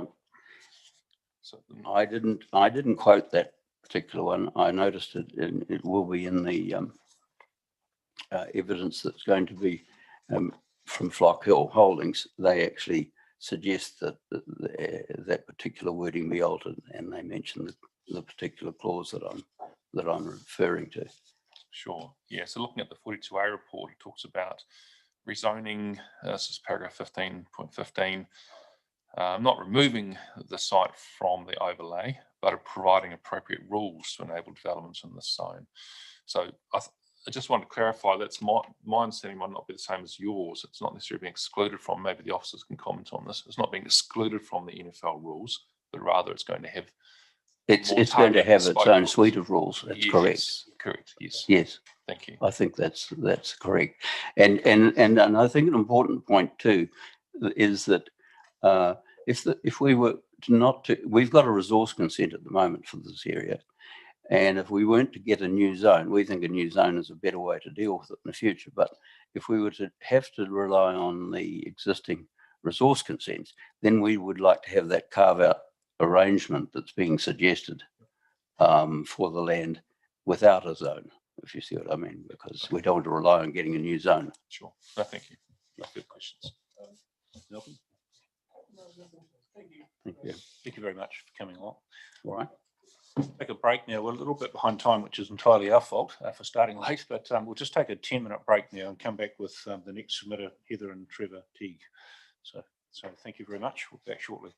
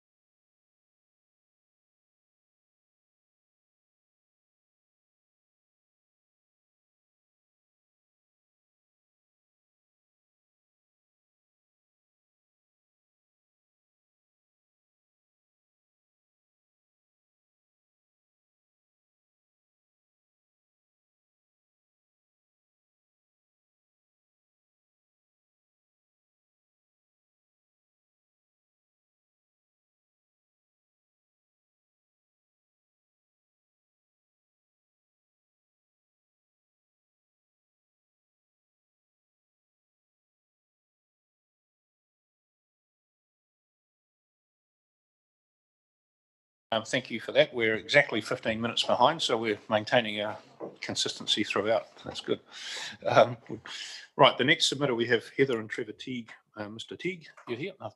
Welcome back. I remember you coming along to an earlier hearing, so welcome back. And, and I remember what you were talking about too, actually. And your submission, you've just to get things started, you've queried who will be in control of managing the ONL, and if you wish to elaborate on that, and we'll see if we have any questions.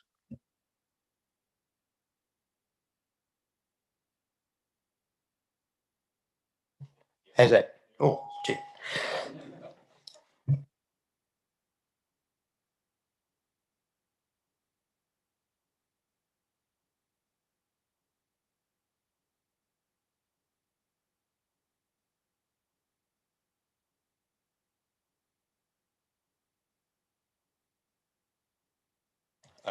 I think, well, I know the area. I haven't been in there, but I know where you're talking about. I've lived in other places.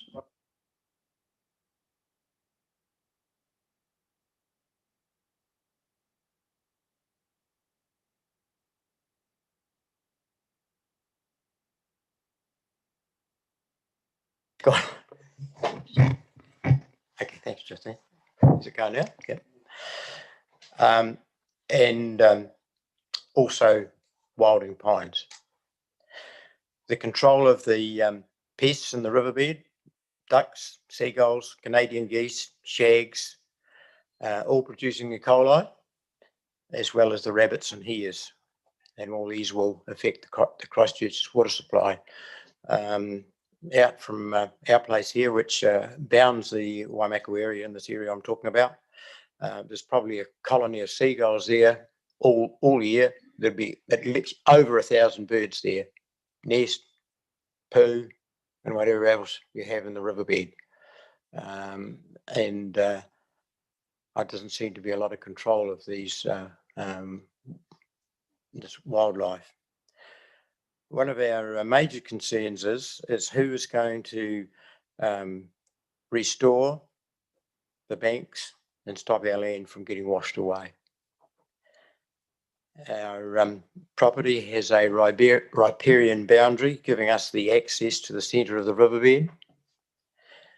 And at the moment, the ECAN plan gives us the right to restore and protect the riverbank. Who's going to do that if it does become an ONL? Are they going to allow me to still do it? Is someone going to override the ECAN's plan? Or are they going to do it? And who is going to take control of the things that I've been talking about here? If you've got a natural, an outstanding natural landscape, then surely the noxious weeds have got to be controlled. So minor questions. Yeah, they're questions for us. We probably don't have the answers to those, but eventually we hope that you will give the answers. Well, we need to be aware of your concerns about it. That's right, and we'll ask the officers to address that. But I guess in terms of the provisions in front of us, they deal with the rules and regulations around it, not so much those issues of keeping things in order. But they're valid concerns. We may have to put a few more rules in. All right. Okay. That's easy fixed. Okay. All right. But okay. No, look, we understand. Does any of the panel have any particular questions on that? But I mean, the valid concerns. It's a question of whether we can deal with them in terms of the rules and the plan. But I don't have any questions. I am familiar with the area, as you know, Trevor. Sure. And they're very valid points as to who control, and that's something that we'll certainly have a discussion about. Well, we hope it's not left to the council. Oh, come on, Trevor. Thank you, sir. I hope you've gained a little bit of time. no, thanks for coming along and voicing those concerns. Thank you you very much. All right. And now we'll take Flock Hill Holdings. Thanks.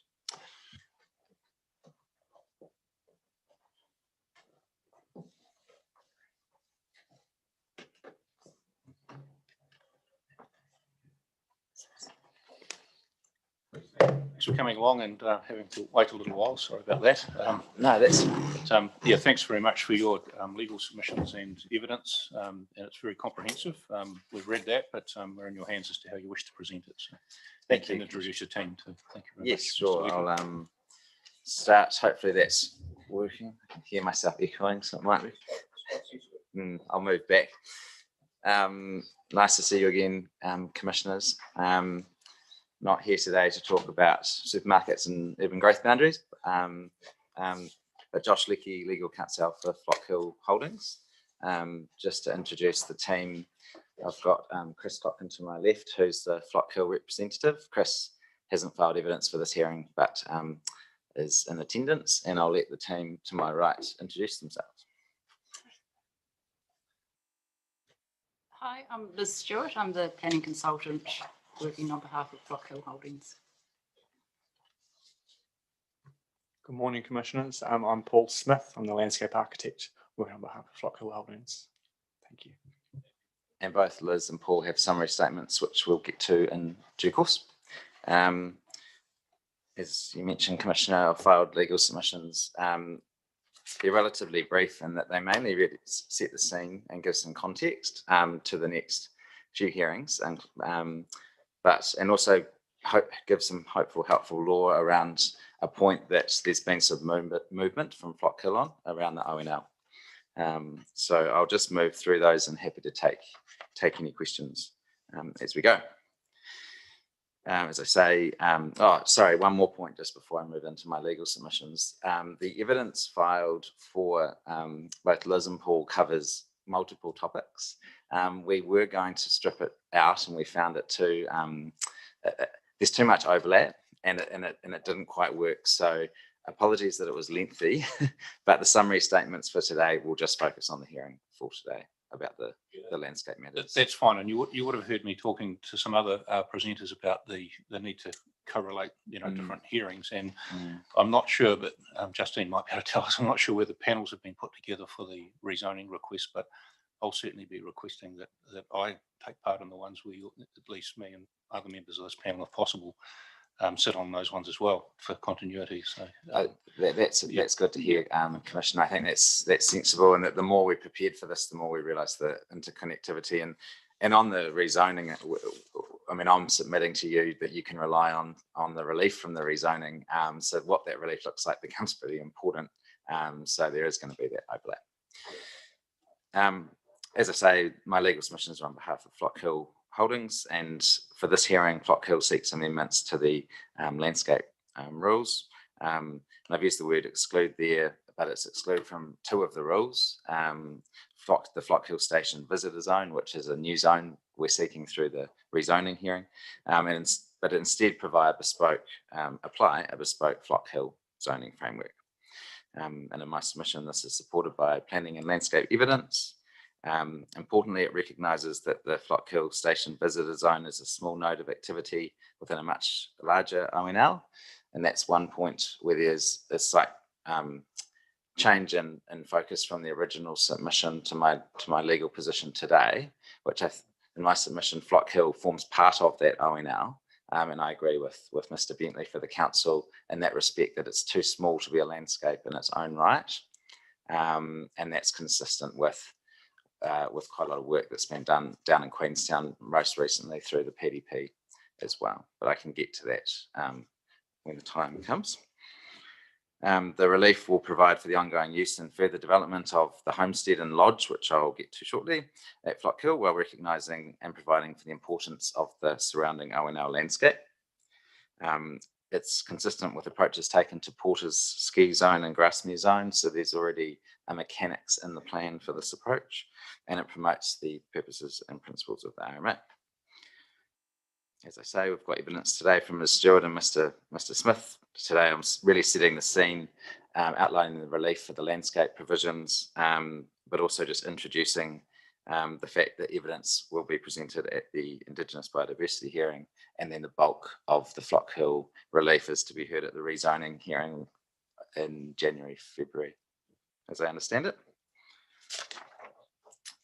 Over the page, Flock Hill, a wee bit of background for the panel. Flock Hill has a long-term lease from the University of Canterbury for approximately 14,500 hectares, so it's a very large land holding. It's a working farm and located between Lake Pearson, Broken River and Selwyn Stream. There's broadly 3 areas and they're certainly not equal in size. There's the farming activities, which aren't a topic for today, but they're the bulk of Flock Hill Station's activities. A tourist facility activity established in the 80s, which I refer to as the lodge, and a homestead which has recently been constructed. And just for context, Mr. Smith provided a graphic attachment, but I've just attached to my legal submissions one extract from that at Appendix 1, just to show the area of land we're talking about when I talk about Flock Hill Station special zone. It's that area of land there with the red outline around it. So it's existing activities and also consented activities. The lodge and homestead are located to the south west corner of the valley at the toe of Broken Hill, and they're accessed from State Highway 73. And we've got traffic evidence prepared, which will be filed with the rezoning hearing. The land we're talking about here is 21.5 hectares, and it's, as I say, a portion, I should add, small portion of Flock Hill Station. The site, which is that 21.5 hectares, is highly modified. It's a mixture of historic and new purpose-built buildings. There's the homestead, which is a 760 square metre 4-bedroom single-storied residential dwelling that's used by the owners of Flock Hill Station when they're in residence, and that's as pursuant to a resource consent.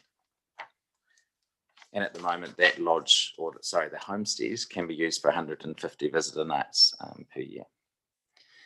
Flock Hill has invested significant resources into the upgrade and redevelopment of the site, and this investment's included the consent for that 5-star homestead building, which is a truly beautiful building, and will provide a really valuable sort of high net worth visitor accommodation offering to Selwyn.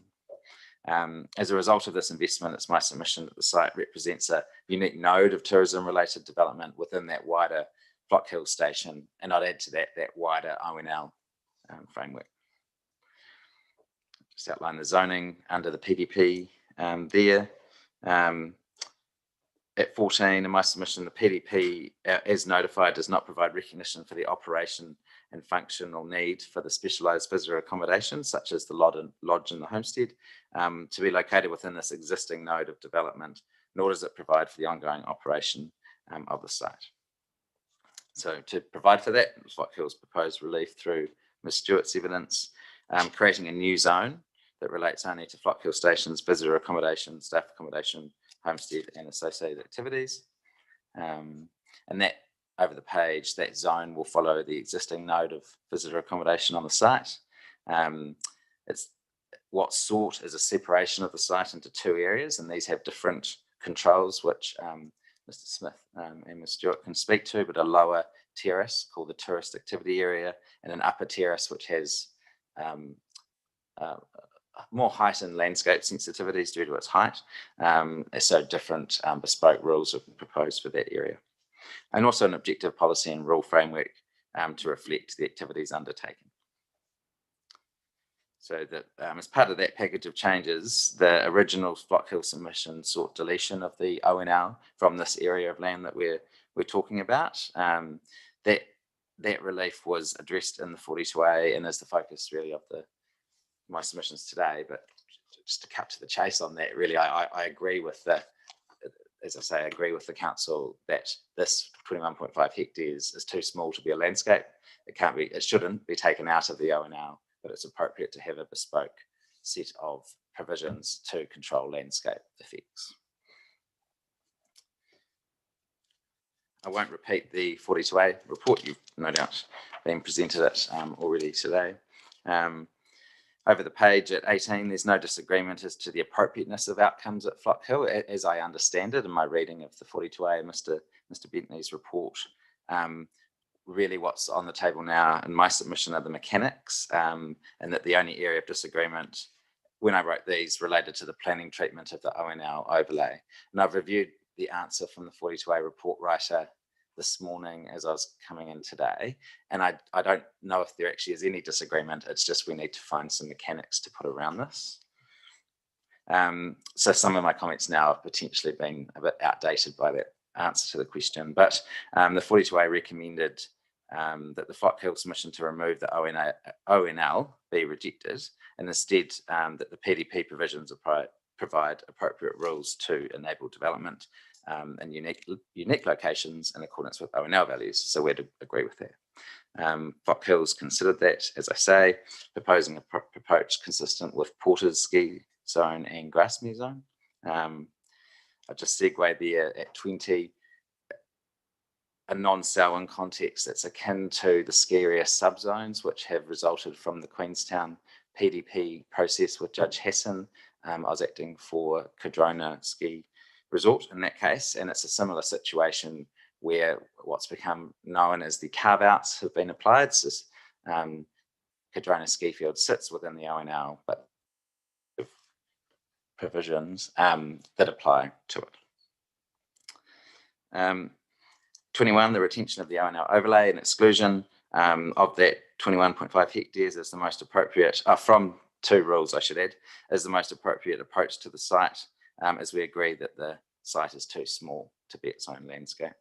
I think EDS may have presented on this case already, but Wakatipu Environmental Society, it's helpful in that it says landscapes are big, but that's about the extent I'd take it. The evidence in that case was that landscapes needed to be around 600 hectares in size, and it gave a kilometre, I think 1.5 to 2 kilometres minimum size. But essentially, in my submission, the relevance of that case is you can't have small landscapes that sit within other landscapes.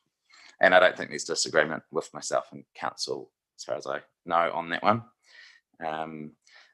What we're looking at here is a node of development within a larger landscape. And as I say, it's, in my eyes, much like a ski area in that respect. So Ms. Stewart, I won't cut across her evidence, but in Appendix 2 proposes amendments to the landscape rules. And that's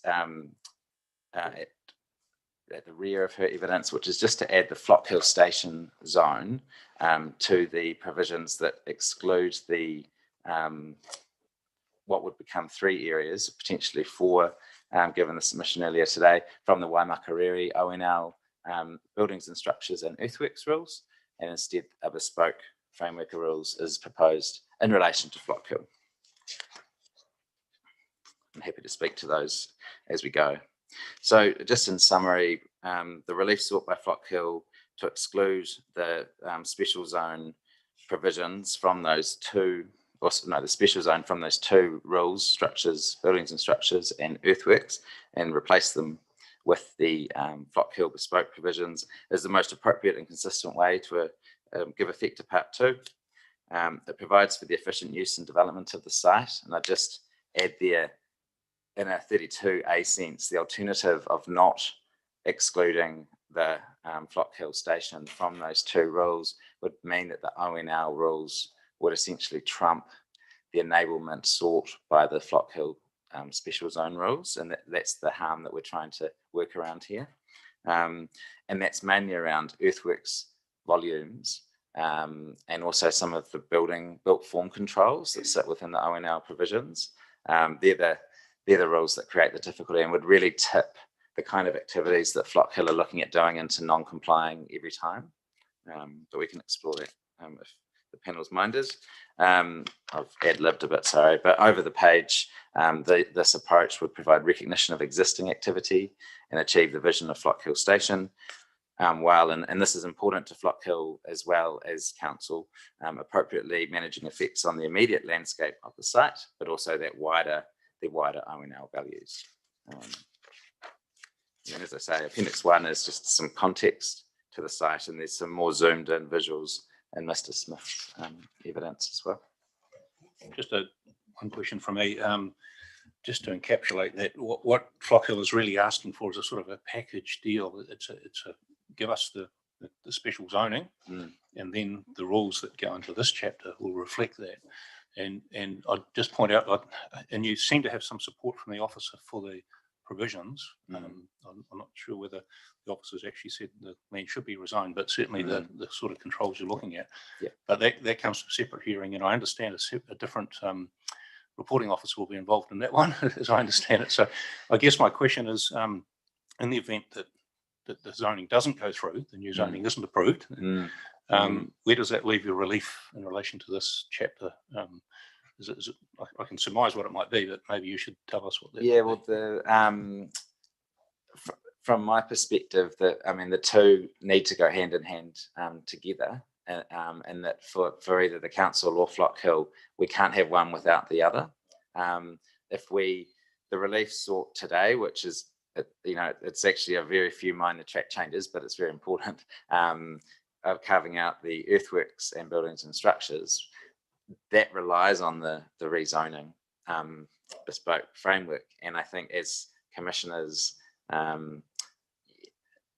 without that, you don't have anything to hang off to control landscape values within Flock Hill. So the two would need to go together, and I'm procedurally happy to give some thoughts to how that could work, but it would almost need to be an approach of an interim decision or an indicative view.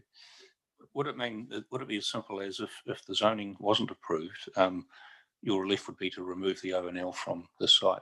Well, that was the original. That's the original submission. Yes, so right. that would be that's within the within the scope. Right. Yeah, Right. absolutely. And then we'd just be applying the rural general provisions. That would certainly be preferred to having ONL and rural general. But that will still, not to shoot myself in the foot, but from a legal perspective, I think it is fair to say that as a landscape, this is too small to have its own categorization. So I'd submit that the best thing to do is to approve the special zone, and then the mechanics would fit for this one. To the witnesses, I'll just check if there's any questions on the legal submissions at this point. You're fine? Yeah. Oh, good. Okay, we'll move to the witnesses. Thank you. Thank you. So I've asked both witnesses to prepare the summary statements, which hopefully you received last week. So I'll just pass first to Paul to present that. Thank you very much for having me here today. I'll skip through my introduction there and I'll move on to the key points on paragraph 4 of my summary statement. So RMM Landscape Architects and myself have assisted Flock Hill with the master planning of the visitor accommodation development at Flock Hill. Through this process and preparing a number of landscape assessment reports that have formed part of those resource consent applications, I've become very familiar with the site and the landscape in which it's located. It was decided that the Flock Hill Station visitor zone should be proposed to reflect the consented visitor accommodation development, which is akin to other visitor zones in the Selwyn district and Queenstown Lakes districts. The scope of my evidence has focused on the proposed rezoning of the site from the rural zone to the special zone and the removal of the ONL overlay. However, because this hearing is focused on the natural features and landscapes chapter and not rezoning, I've concentrated my comments on just the ONL overlay. From my experience until recently, ONL overlays in the Selwyn district have only related to the rural zone. Therefore, by proposing the Flock Hill Station visitor zone, by default, the ONL overlay and its policy provisions would not be relevant to this 21.5 hectare area, albeit the Flock Hill Station visitor zone policy provisions have been robustly drafted, so they only provide for future development that will visually blend in with the existing and consented development, can be appropriately absorbed within the site whilst protecting the landscape values of the surrounding ONL. I guess when I probably just to go off a little bit with paragraph 8, when I was working through this project, I guess I likened it to Walters Peak, visitor, like the accommodation area down in the Queenstown Lakes district, and that was to me the most easy one sort of to work through. When I was working through this project, going back, Mr. James Bentley, who reviewed the original submission, agrees in principle with the Flock Hill Station visitor zone, however considered that the ONL overlay should remain. This would be consistent with the Grassmere zone and the Porter's Skifield zone. This is a concept that I had not considered when preparing my brief of evidence. I support that approach.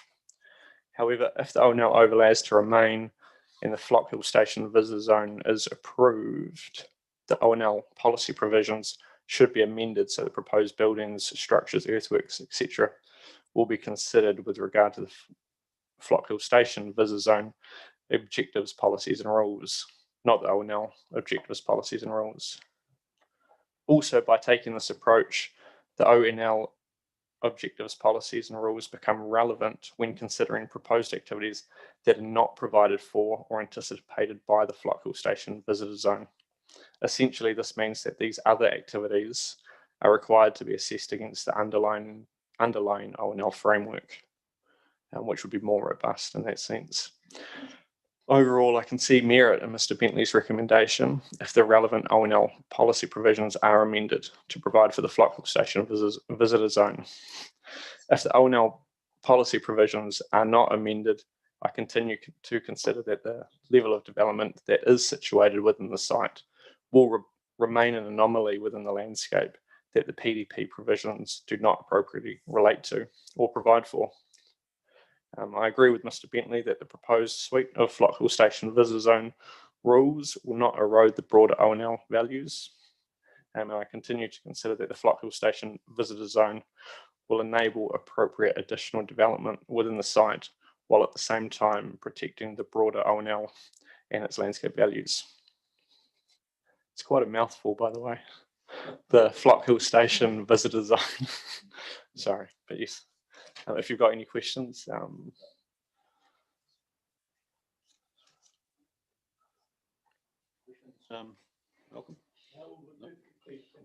Cool, thank you. Yeah, just wanted to. Well, thank you for your evidence, Mr. Smith. Paragraph 13, you talk about future development that might be seen will consist of alterations to existing buildings in Area 1, alterations to extended buildings, and et cetera, et cetera, et cetera. So how confident are you that that is the limit of development? Is that based on the consented master plan, or is it what? How have you come to that determination around what's going to be done or not in the future? So that's from my executive summary. So in the body of the evidence, that's quite a robust visual effects assessment that focused on the views from the state highway, primarily travelling to the east. It was based on the existing vegetation that's been retained as per the resource consent application that's been approved. The existing development that sits just north of the visitor zone that's proposed, that's that existing farm area. And then it does take into consideration the existing lodge and the existing resource consent development that hasn't been undertaken yet. And then focused on when I was finalising my evidence at that time, I think it was the staff accommodation had actually been developed in the far east corner of the site, the far corner of the site. So I was able to assess that visibility, and then also, even though I was looking at the resource consent development, I was also trying to take into consideration what the proposed rules would provide for as well on top of. So like if someone did come along and remove all that built form, what else could occur? Sure, it's that last bit, which I guess I'm most interested in. So with the new zoning and new set of provisions, and what would be enabled in that area, and what might be visible, and also what might change with the consent on the basis of the new provisions. So you have considered, I guess, the new rules that are proposed. Okay. Yeah. Okay, sure. So in paragraph 14, I consider the proposed rule requirements that council have control over are robust and will provide for future development that will visually blend, etc. So just for clarity, which proposed rule requirements? This is for the new zone? Yes, for the new zone. Thank you. Yeah.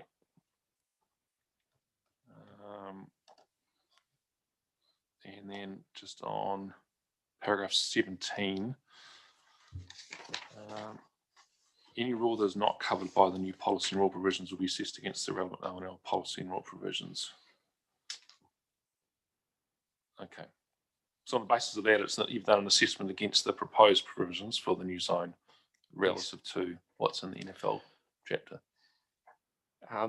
When I was having a look at it, so the proposed Flock Hill rules are focused on visitor accommodation, so future built form, earthworks, and then I was having a look at O&L rules, and so if someone came along and tried to do a plantation forestry, so if the O&L overlay was entirely removed, and then you've got a special zone, and I'm not a planner, and that's the awkward part, but it was my understanding that potentially it would technically be outside the O&L, and therefore the other rules that with regard to plantation forestries that have been talked about earlier today may be more lenient for this entire 21.5 hectare area to be considered. Sure. Also, then I was looking at mining activities. Sure. Because and woodlots, etc. Yes, So that's those like, remaining rules in the chapter. Yeah, Yes. and I guess that's where I landed on thinking, well, if it's consistent with Grassmere and the Skifield subzone, these rules appear to be more robust when considering those other activities. But then they're also providing for the visitor zone to occur. It seems like quite a methodical way to provide for maintaining those outstanding landscape values. Sure. Yeah. And so in terms of earthworks, there seems to be a bit of a split approach in the NFL chapter. So for the the SKIZ zone, the SKIZ zone, there are earthworks provisions still within this chapter. Yes. Grassmere doesn't appear to have any. Okay. So I guess, had you assumed, what did you base your impression or assessment on in terms of the earthworks provisions? Is that on the general earthworks rules, or what's been proposed in the new Flock Hill Station zone? I think the earthworks rules, I think it's 1,000 meters squared per year, and 500 meters cubed per year as a maximum. And then thinking about the topography of the site, you've got the lower tier, the main terrace, where the visitor accommodation is, so that's relatively flat. The escarpment up the face has been included in the homestead activity area because that's the part that's most seen from the highway. So that's why they've been split. Well, that's probably gone off a little bit, but they've been split off. So then the earthworks, you've already got an access way up there. If you were to try and maybe do upgrades to that access way, that would probably, you probably wouldn't have to do another access way, so that's all fine. And then it's just, I was probably more focused on additional development that would occur down the very bottom, and what those effects may be. And when I was thinking about landscape change as well as visual effects in that relatively flat area, it's relatively a small amount of activity that would occur. So just for clarity, you'd just be relying on the existing earthworks rules and the earthworks chapter to apply, and you've assessed proposed development against that. Is that right? Or no? Because would be referring back to the Flock Hill Station. That's in that new zone provisions. Thank you for clarifying that. Yeah. So it's just Rule 9 and the Flock Hill Station proposed rules attached to Liz's evidence. Thank you. Thank you for clarifying that. I was wondering where earthworks was covered. So I have no further questions. Thank you. Okay. Well, thank you, Mr. Smith. You would have heard us asking questions of Ms. Helen Heddle about colour this morning. I did hear that. She produced a colour chart, and I was going to be remiss not to ask you your opinion on that. But first of all, just in terms of the rules that are attached to Elizabeth's statement, REQ5, design and appearance, I'm just reading it now. Buildings shall complement existing buildings in terms of building material, texture, colour, finish and reflectivity. So did you have an input into that rule? You did. So yes. I think the current REQ5 is just a prescriptive 30% reflectance value, but the rule that you're suggesting, which we're not really considering as part of today's hearing, but it's interesting because it'll come up later, seems to be, well, there's two comments I'll make. It seems to address matters we were concerned about, but it's also very subjective as well for a rule that talks about buildings should complement existing buildings, you know, so that's a subjective thing. But have you got any comment about whether reflective values are sufficient in their own right to deal with these issues with colour? Hold on, can you repeat the question part? Oh, just in terms of the current REQ5, which has a 30% reflectance value, have you got any comment about whether that's an adequate rule to deal with colour? No, it's not adequate. Okay. Can I elaborate at all? My history in Queenstown, the Queenstown Lakes District Plan provided quite a few reports on hue, and what was demonstrated this morning was the hue of the colour is as important as the reflectivity value. I think the latest small document they have down there was produced in 2015, and it talks about ONLs versus VALs, or more sensitive landscapes compared to less sensitive landscapes, and that the hue is usually darker, but also the reflectivity is usually less when you move between more sensitive and less sensitive landscapes. And they're primarily browns, greens and greys, and that document actually mentions that potentially less than 5% is too dark, and on its darkness becomes prominent. I don't want to step out of line though. No, that helps, and we'll ask the officer to consider that when they do their reply report, but I think it's been well canvassed, so thank you for that. That's the only question I had. Could I speak to the point regarding the design on absolutely. This one? Yes. You may have noticed that there is the new building that has been consented up the top, the lodge, which is of a more modern design, and it's it's a dark grey colour, near on black. But then you've also got the original homestead activities, which are all, you know, a red barn appearance. So the hue is very different. So there is an area in that development where if you put a red building in there, it would be cohesive in that setting. But then if you maybe move further away, or if you were on top of the hill, a red building would not, you know, suit the appearance of the black building. So therefore up the top. So we're trying to provide some words that focus on those two quite distinct design differences within that space. Yeah. And I'll ask Stuart that question too, because it's always a planning dilemma to express what you're trying to get across in a prescriptive rule. But I certainly understand your intent and what you're trying to achieve. Perfect. Thank you. No further questions. Cool. Thank you. Sure. Thank you.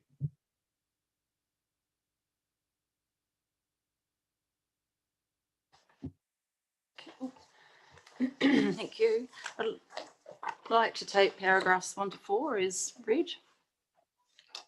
So I'll start at paragraph 5 under the key points. The site forms part of the wider Flock Hill station, which is an approximately 14,000 hectare working sheep station, which Flock Hill leases from the University of Canterbury. The wider Flock Hill station comprises 3 distinct activities, namely the farming activities within the wider Flock Hill station, Flock Hill Lodge, which is a historic tourist activity established in the 80s and comprises a mixture of existing and new purpose-built buildings and a newly established homestead. In the last few years, Flock Hill has invested substantially into the upgrade and redevelopment of Flock Hill Lodge and the homestead. This, amongst other matters, has included obtaining various resource consents to upgrade Flock Hill Lodge in order to create an exclusive 5-star visitor accommodation facility and enable the use of the homestead for travelling accommodation purposes. Under the operative district plan, the site is zoned high country. It adjoins land to the north, south and west on the opposite side of the state highway that is also zoned high country and is currently classified as an outstanding natural landscape. The site itself is, however, outside the ONL overlay. Under the proposed district plan, the site is located within the general rural zone and is identified as being within the ONL, the Waimak catchment overlay, the ecosystems and Indigenous biodiversity management overlay, and the rural density overlay. Flock Hill seeks to introduce the Flock Hill Station Visitor Zone in order to recognise the unique history of the site, the existing and consented development, and to secure the use of the site for long-term tourism-related activities. Accordingly, the purpose of the zone is to create a new zone that only relates to Flock Hill Station's visitor accommodation, staff accommodation, the homestead and associated activities. The extent of the Flock Hill Station visitor zone and its outlined development plan has been designed to closely follow the node of visitor accommodation development that is being constructed and or consented. The zone area comprises approximately 21.5 hectares. Given the interrelationship between the multiple chapters and to provide context, my evidence addressed all aspects of the Flock Hill submission, but specifically addresses the Council's Section 42A report in respect of the Natural Features and Landscape chapter. I have read the Natural Features and Landscape Section 42A report prepared by John Trewin, and the Natural Features and Landscape report appended to the Section 42A report prepared by James Bentley. In general, I understand that whilst Mr. Bentley and John Trewin recommend that the Flock Hill submission point to remove the ONL from the Flock Hill Station visitor zone is rejected, I understand that the Natural Features Section 42A report in general agrees that, firstly, the land use changes are interwoven into the character of this landscape, that small, isolated, more intensive parts of the landscape do not compromise the values or grandeur of the broader mountainous landscape, that the site covered by the zoning sought should be able to be developed in recognition of its unique location, and that the proposed Flock Hill Station visitor zone suite of rules would not erode the broader ONL values. In light of the Section 42A report, I therefore consider that the most appropriate way forward is to exclude the Flock Hill Station visitor zone from the natural features and landscape rules, as has been done with the Porter Ski Zone and the Grasmere Zone. This approach, in my opinion, is consistent with recommendations in the Section 42A report and the proposed district plan, where the technical mapping overlay is not amended to support a particular zoning within an ONL, but rather the relevant NFL rules are excluded from application to the Flock Hill Station visitor zone, and that the proposed Flock Hill Station visitor zone provisions are instead relied upon. In light of this, my evidence includes changes to the NFL rules, in particular NFL R1, which relates to buildings and structures, and NFL R2, earthworks. Without the proposed provisions excluding the Flock Hill Station visitor zone from the NFL rules, which is consistent with the Porter Ski Zone and the Grasmere Zone, it is my understanding that regardless of the provisions we propose, any future activity for any proposed building, structure, earthworks, homestead use, conferences, facility, etc., will be considered in line with Rule NFL REQ1 to NFL REQ5 and NFL R2 and would have an overall non-compliant status. This is at odds with the intent of the zoning, which seeks to enable the Flock Hill Station visitor zone to operate efficiently and with a higher level of certainty regarding the ongoing use and further development of the use of the site as a tourist and visitor destination, whilst recognising the importance of the surrounding landscape. In all other respects, the proposed suite of objectives and policies supporting the Flock Hill Station visitor zone have been specifically developed to respond to the unique traits of the site, including, in particular, the surrounding natural environment. The overall thrust of the objective and policy framework is to enable visitor accommodation and other activities which reflect the existing nature and use of the site, and provides for increased tourist accommodation and associated activities for people who wish to experience the high country setting, while ensuring that the values of the surrounding natural environment are protected. As detailed in Appendix A of my evidence, I consider that the proposed Flock Hill Station visitor zone provisions provide for a targeted and robust regime for managing landscape effects, both within and surrounding the zone, for the following reasons. Firstly, Flock Hill Station visitor zone provisions have been designed to reflect the node of existing and consented development, so as to ensure that the proposal does not adversely affect the landscape values of the wider ONL. Secondly, the proposed provisions of the Flock Hill Station visitor zone provide for future development that will protect the landscape values of the ONL. Amongst other matters, this includes provisions relating to the location, design, colour, scale, height of development and the landscape treatment. Lastly, the proposed provisions ensure that any future development within the homestead activity area is not visible from State Highway 73. It is my opinion that this bespoke approach taken through the rezoning proposal is the most appropriate way to achieve the purpose and principles as contained in Part 2 of the RMA. I'll just start with one question. Thanks for that. I think we've traversed at length with the general approach, and it's understood. It's understood what's being sought here, and it's another hearing coming up, and so on. But in terms of the provisions, you've provided Appendix A with the other special zone provisions, but Appendix B in your evidence that's where you comment on the Section 42A provisions. What I'm just looking at is NFL P1 in the zone as it stands. NFL P1 policy 1. K is to recognise the existing porters ski and recreation area. So it recognises porters zone. And I'm just wondering, have you sought to change K to include the new Flock Hill zone? I had initially given some thought to that, but given this bespoke nature of the provisions that we are proposing, I think that should be sufficient to stand alone. Yeah. Okay, and I'm interested to know why it doesn't include Grassmere as well, because K refers to porters ski, but not Grassmere. I did wonder that as well, but that's probably more appropriate for council to respond to. Yeah, that's right. We'd like a response on that. But essentially, what you're asking is to be consistent for the plan to be consistent with the way it treats those recreation areas or tourist areas, and just invite maybe Mr. Leckie to address us on whether, first of all, whether you've asked for it in submission under for P1K to be amended, or whether it's within scope if we were of a mind to do that. So,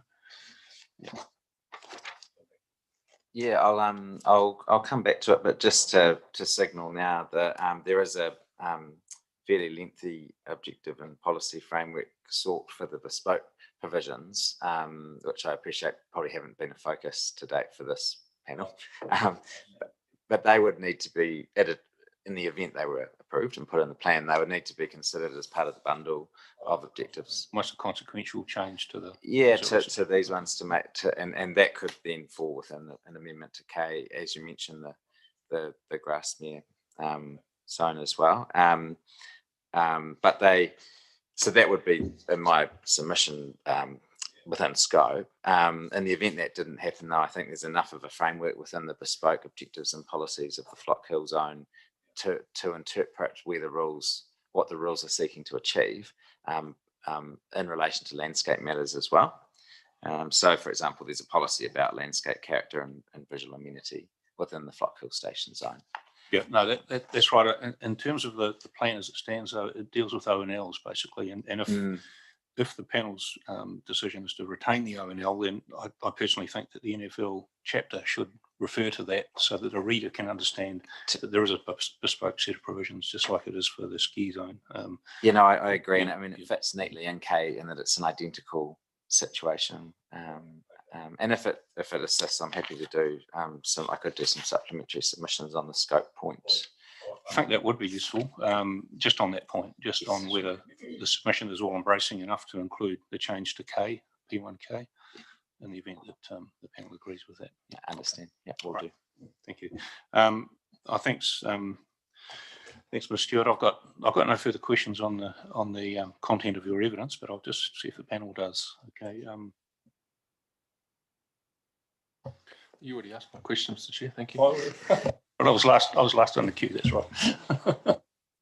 But no, thank you very much. We appreciate all the work you've gone to, and this is a package that will be presented later on. But it's nice to get an insight into what the thinking is behind it all. So thank you very much.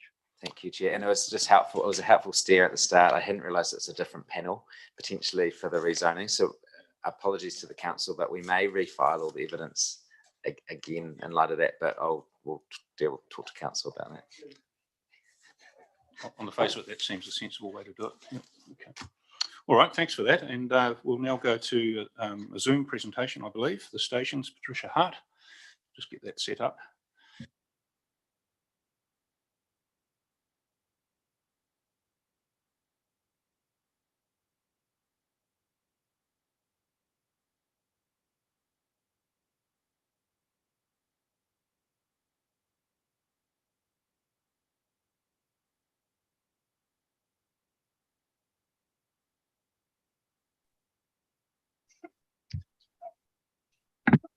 Hello. Hello, Ms. Hart. Thank you for coming on. And I must commend you at the start on doing very concise evidence. So thank you for doing that. And in your hands, you could probably just about read it out. Actually, it's Yes, brief enough. yeah. But, I think yeah. it's probably simply, I just want to summarise. Okay. Obviously, I've got a reasonable amount of experience, and I've particularly worked with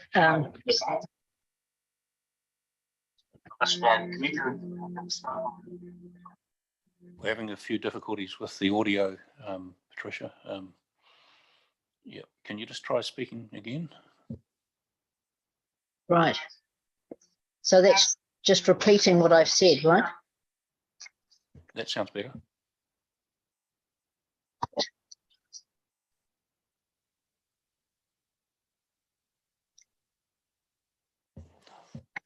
Pardon? We've got some feedback happening, Patricia, and it might be, have you got YouTube going? Is that? Yes. Okay. Yeah. It's sort of looping or doubling up. Yeah. All right.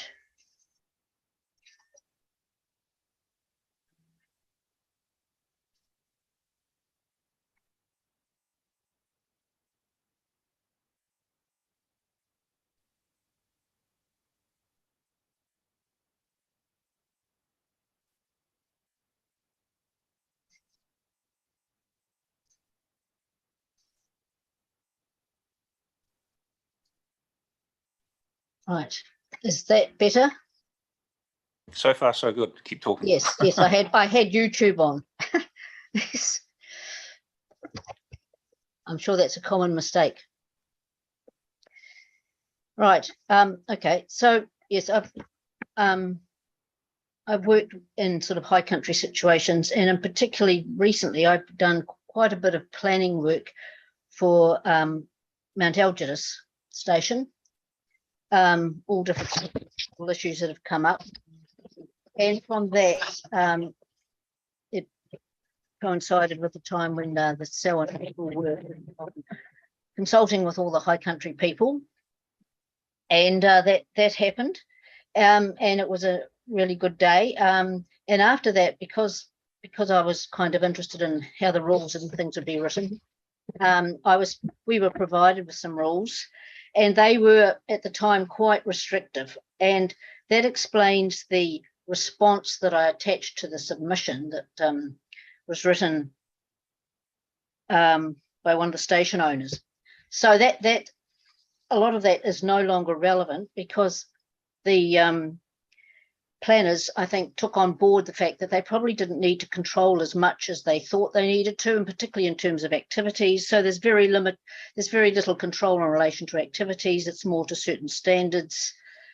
And the ones I'm concentrating on today are earthworks and building nodes in particular, and how they work in with definitions. I have spoken to the panel in relation to the implications for density in relation to the definition of building node. So the stations you can see that are represented are Mount Algidus, Glenthorne, Lake Coleridge, Mount Oakden and Akron, all around the Rakaia River and Lake Coleridge.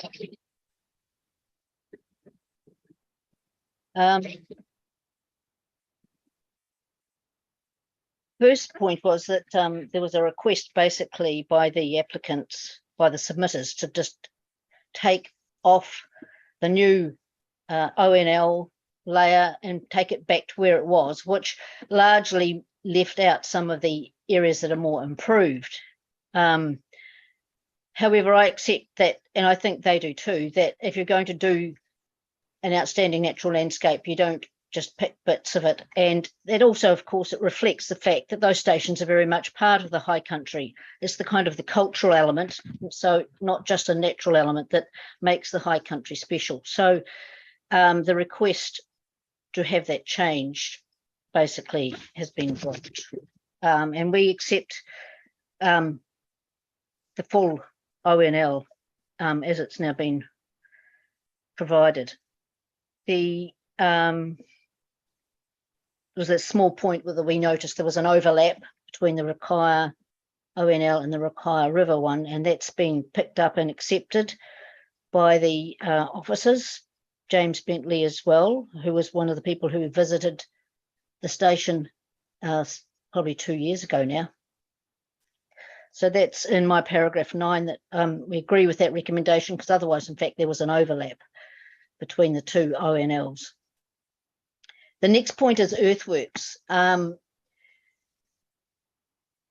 Earthworks often happen in these stations in a way that probably have no real impacts. And so there's been a request that earthworks that don't alter the profile, contour or height of the land should be allowed, rather than just setting a volume limit. And it's considered that if earthworks meet those tests, then they will not cause any problem. And it's particularly so, I think, in these situations where a lot of development is actually not even very visible at all. But I think it gives some sort of flexibility, because sometimes the consents are applied for very minor earthworks. The next point is the building node definition, which, of course, you'll know, building nodes are quite an important element of the reality of the stations, but also in terms of the planning approach to allow where the built form should occur. And the points there are that no two building nodes are the same. They've all developed in different ways over time. Frequently, the first thing that happened when people arrived some time ago, they built their house. Subsequently, with more buildings needed, a better site has been chosen. It's actually more usable, more friendly in terms of the climate, various things. So quite commonly, the areas where the farm buildings and maybe some accommodation are built a distance away, and so they're not within the building node. So there's a request to include the word may in the first sentence of the definition of building nodes. And I think it's appropriate, because it should apply also to some of the others, like accessory buildings or workers' accommodation. That would obviously be something that might be in these areas. So I think the word may is appropriate for all the references to residential units, other principal buildings, workers' accommodation, accessory buildings. I've suggested the term generally also be added to intensive shelter amenity. While it's very common, isn't always the case. And the third element of that is giving a bit more discrepancy about building nodes being a certain distance away from the principal residential unit. And as I've pointed out in my evidence, the fact that there's actually got that statement indicates that there was an expectation that building nodes would not necessarily have a principal residential unit, that it would be separate. And I've mentioned there are a number of reasons why it's common for the main residence to be separate, which I've just discussed before.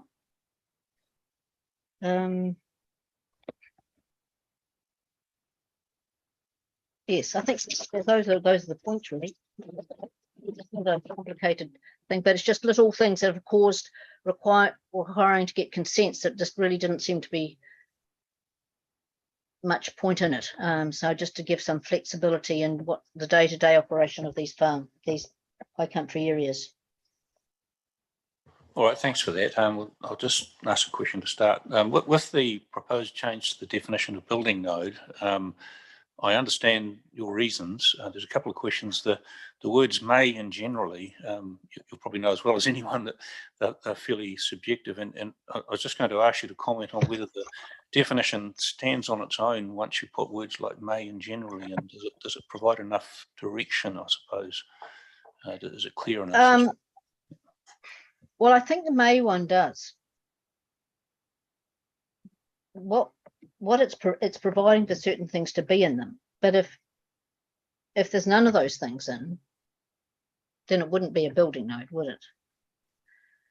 The point is that it needn't accommodate all of those things to be a building node. That's how it could be in its current form. And as I pointed out, there's actually a recognition in part of the definition, in fact, that the main homestead might be outside it. So I don't know whether there's going to be too big an issue with this, because these things are well established and they usually contain some of those things. Okay, and what about the 650 metres instead of 500? Is there any particular basis for that figure, or is Yes, well, there was actually. That's the Indigenous situation, where a new house was built, and the logical location, which gave an incredible view and was away from the main track coming in, was 650, not 500. And that seems to work fine. That works fine for that and other situations, you believe? Well, I would imagine so. I don't think there's any magic in it, but it was just to make sure that in future that we wouldn't be having to apply for consents. But I don't see any harm in extending it to that. And finally, just remind me what the Indigenous situation was. Was that a consent hearing or a process that? Well, one of the problems which I've dealt with earlier in these hearings was the fact that wanting to build a manager's house within the building node, we had to go through a tedious kind of consent, because they were looking for 120 hectares per house, and which was kind of, we were saying we're in the building node, and so that's been one element of the issues. Just also looking at the situation, their building node again potentially wasn't going to be recognised or something if with that 500 thing. So I just wanted to acknowledge that for these building nodes to work, they need to have the flexibility that's reflected on the land. Otherwise, people could end up potentially having to apply for things that were not affecting the building node concept at all. And I think that the building node thing is a very good idea. It's well used in Mackenzie, where they call them farm base areas, and it's the fundamental to where buildings are going, unless there's a really good reason. So I think it should be sort of promoted as the best place, and so a good broad definition is very useful. And sorry to ask one further question. If a resource consent is triggered in terms of the building node, do you understand that would be a discretionary or controlled or non-complying activity? Do you know the answer to that? Actually, I don't. It's all right. We'll come back to that. I haven't looked at it recently. I'm sure it would have to be at least discretionary, I would have thought. Yeah, no, I guess I probably don't need to know the answer right now. It's really just that if the definition can't be fine-tuned to the point where it deals with all situations, then it could be envisaged that a consent might be required in some situations. But if it was non-complying, for instance, that would, I think, strengthen your argument to get the definition right, that's for sure. But yeah, we'll come back to that. All right. Thank you. Any other questions from the panel, starting down the end there? None? Yep. Yeah, I just got a few. So thank you for your evidence, Ms. Hart. So just following on that building node question or topic area, I guess I'm just interested if you had may contain the principal residential unit.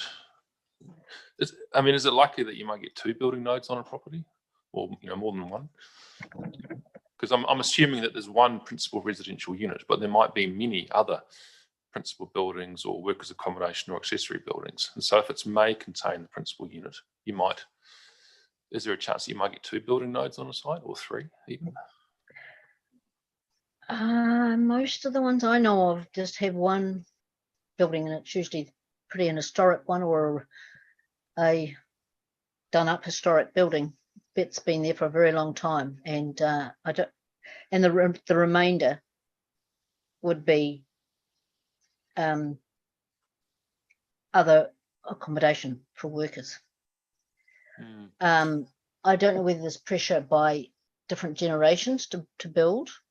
Certainly there was some of that in the Mackenzie situation, but they were expected to go within the building node. Sure. So I guess my query is it contains the principal residence unit and may contain other buildings? Is that more accurate, or is it may contain? No, it's it'd be the other way around. The other way around. I would say it's more likely, just for historic and all sorts of reasons, that the main building would be in a place that was not where they ended up putting the bulk of their buildings. Okay. So I think the may, if it's going to apply to anything, should apply to the principal residential unit. If you're going to, and I did wonder whether we'd try and write that, but I felt that it was appropriate because I don't think there's these things are all established. So there's not like people are going to sort of try and get around the rule. Okay. I guess it just applies a different set of built form standards, doesn't it? Yeah. Okay. Paragraph 8. I'm just interested in some examples. So you talked about this revised approach appears to acknowledge the ongoing role of run holders in creating and maintaining the special character of these, incorporating farming within the landscape alongside active maintenance and enhancement of the natural character. And I guess I was just interested when I read that. Can you give me some examples of farming practice that does that? I mean, I'm just not familiar with it. Oh, well, a lot of high country people are very environmental. Yeah. And like a lot of people these days, they end up doing a lot of planting and working with DOC in particular to try and keep habitat in good order. And it'd be primarily to do with planting, but also they also are very generous about the amount of time and effort that gets put into allowing people coming onto their properties to shoot deer and such like. So there's a lot of little aspects of it which mean that the place is probably better off for having been managed by these run holders than if certain things are being left rampant, I suppose. But it's also acknowledging that there's been areas that have been improved for more than a century, and they are sort of maintained for those purposes, you know, for growing. So it's in addition to the farming practices, it's additional activities. Yes. Yeah. Okay. Yes. Thank you for clarifying that.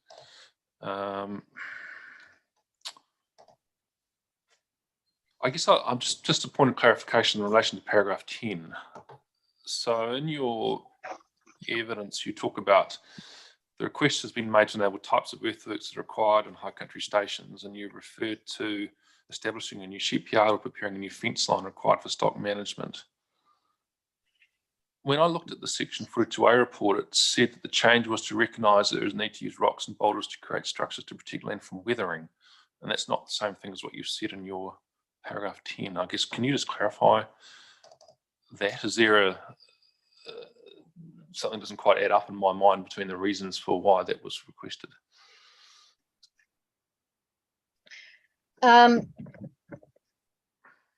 Yes, and when I first thought of this, there was a sort of an issue of that arose yet again whether they needed a consent to remove large boulders off the land to be then used to shore up some edges of some of the waterways, right? Because they were losing land, and that triggered the thought about that kind of control. But then I thought about it more broadly, and when I wrote my evidence now, that this is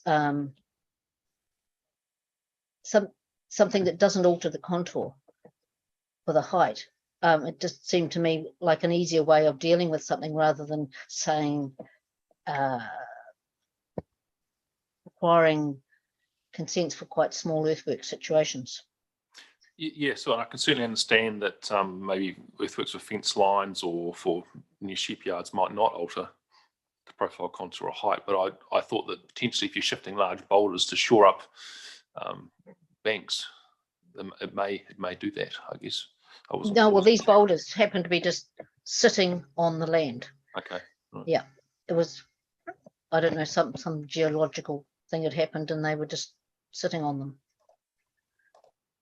Okay. Well, thank you for clarifying I guess the different rationales. And I guess my last question is in relation to paragraph 13. You talked about commonly a main residence is separate from the node for privacy or immunity reasons. And I'm interested in what commonly means. Is that 50% or 25% or 75%? Oh, I couldn't tell you, but from the stations I'm sort of familiar with, that is the case. Okay. They've grouped their other buildings separately, and I've assumed there could be a number of reasons. One of which is privacy. People don't want to live next to sheds that are storing livestock on various things, or top dressing and stuff like that. So they've made sure the sheds are away from their house. Also, the alternative historical thing, that the original house is in a location that you probably wouldn't want to put a whole lot of other buildings, because maybe it's very exposed to the weather or something like that. Yeah, it's common, but you haven't got I guess, an opinion as to whether it's the majority or just not unusual. Well, most of these stations have quite a few buildings, so I would suspect in most cases in this area that you've probably got them separate to a reasonable degree. But I certainly haven't done any survey to tell you, to be able to give you a number. Oh, okay, thank you. No further questions. Yvette has a question, I believe. Oh, you don't? Okay, good. Okay, thank you very much for coming on, Ms. Hart. We'll no more questions. Thank you. Fine. All right. Thank you. Thank you. And we've now got one more presentation by Manawa Energy Limited, Rome Calland. Oh, hold on. Don't believe she's here, is she? No, okay. No, I didn't have Zoom on my version, but that's fine. I'll take it that she's on. Is that right? Okay. Thank you, Ms. Calland. Sorry, I didn't realise you were coming on Zoom, but thanks for coming on. All present and accounted for. Thank you. That's right. Thank you. Can you hear me all right? Yes, we can. Thank you. Good. I've muted, or I've paused the YouTube video because I got the hint from when I watched your previous submitter. So hopefully we won't have those same problems. So in my evidence, I've provided some further information about the Acheron diversion as requested by Mr. Bentley, who was unable to make a recommendation without further information about this part of the scheme. And all of that information is provided in my evidence and is reasonably straightforward. However, since my evidence was submitted, I've been advised that Ms. McFarlane Hill had a clarification phone call with Mr. Andrew McTeer.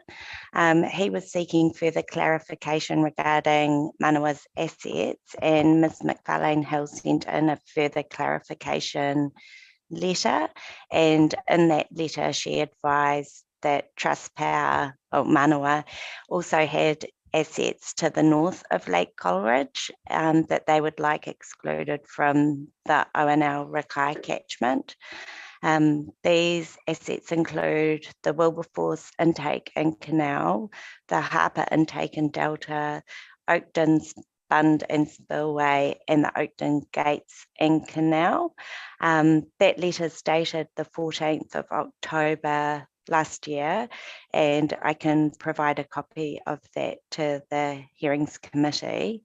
So the original Manawa submission requested that the ONL boundary be adjusted to match Trustpower's property boundary, but it only included a map for the parcel at the Coleridge Hydroelectric Power Scheme near the township, and that change has been adopted in the Section 42A report. But these aforementioned assets are also within Trustpower's property boundary, and therefore I consider that there is scope within Manawa's submission for the ONL boundaries to be examined at these locations. And if the commissioners are agreeable, I'd like to submit for further consideration the letter provided by Ms. McFarlane Hill and a corresponding map with a potential ONL boundary change. I'd like to apologise too for not having that material available for you today, but as mentioned, I've only recently become aware of this information. And so therefore I'm also happy to provide a written summary of this request, including the comment on whether the request is in scope of the original submission. And in support of this, the amendment of the ONL Rakai catchment north of Lake Coleridge to exclude Manawa's assets will help the Selwyn district achieve policy E2 of the MPS for REG to provide for the development, operation, maintenance and upgrading of new and existing electricity generation activities. And the current earthworks rules, so that's NFL R2, doesn't provide for upgrades. So it does for maintenance and operation, but not for upgrades, which is specifically mentioned in that policy E2 of the MPS.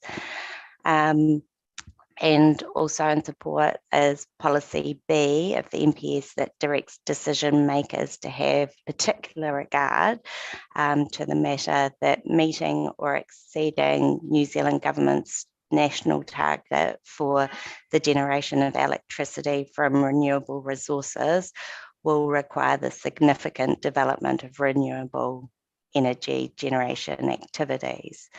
So I'm happy to take some questions about this, and again, apologise on springing this one on you, and also that I don't have anyone from Manawa here available to answer questions about the scheme. But yes, I'm happy to take any questions you may have. Okay, thanks for that. Can you remind us, did the reporting officer deal with those other assets, or is the reporting officer? Yes, yeah. So for the ONL, the boundary got moved near the power station itself, so that's been done. And then there was the VAL, and that was left open because they didn't have the letter from Ms. McFarlane Hill. I presume that somehow that's hasn't come through, and so they didn't have that information about the Acheron diversion channel. So I've provided that information in my evidence, and it's just the assets to the north of Lake Coleridge that aren't addressed in my evidence. I think what we'll do then is ask you to, we'll ask you any questions we have on the evidence to date that you've provided, but if you can provide us either a supplementary statement to include the other site, or you can, if you wish, provide a new statement dealing with all of it in the one hit if you wish, because you have discussed some alternative relief in there, and I'm just not sure whether that will still be valid or not, or whether it's more valid or less valid. So, so it might be useful for the panel to have a new statement of evidence. And we can then deliberate on that, or at least ask the officers to respond to it as well, before we as part of the reply report. So let's is that acceptable to you to provide another statement to us? Yes, and thank you for allowing us that opportunity to address this matter. And to address the scope, yeah. So it's to clarify the communications you've had with council, then to address the scope, and then to provide any further planning evidence as part of a new statement would be really useful for the panel when we come to deliberate on this. So thank you for that. That's right. And so what we'll do now is we'll just see if we have any questions of your evidence that you've provided to date. I'll start with Yvette this time. Have you got any questions? No. Okay. Malcolm? Andrew? Thank you, Mr. Chair. Look, thank you for your evidence. I just have one question that's really just a point of clarification. It's in relation to your paragraphs 11 and 12. And you refer to an extra clause that the Section 42A officers recommended going into NFL R2. And I'm assuming that's one NFL R1, 2. So the clause D, which provides for maintenance, operation, and repair of buildings and structures. So they'll be permitted, the earthworks associated with that. And you say that largely satisfies Manawa's concerns, but then you refer to an area the length of Asheron diversion and the 1,500 metres squared, and then seek to exclude that area from the Val and the Rakai catchment. And that's because is that because that suggestion in the 42A report only refers to the O&L overlays as opposed to the VAL? Yes, so the area that's been modified is the ONL, not the VAL, and then the permitted earthworks is only for the maintenance, operation and repair. So there's no reference to upgrades.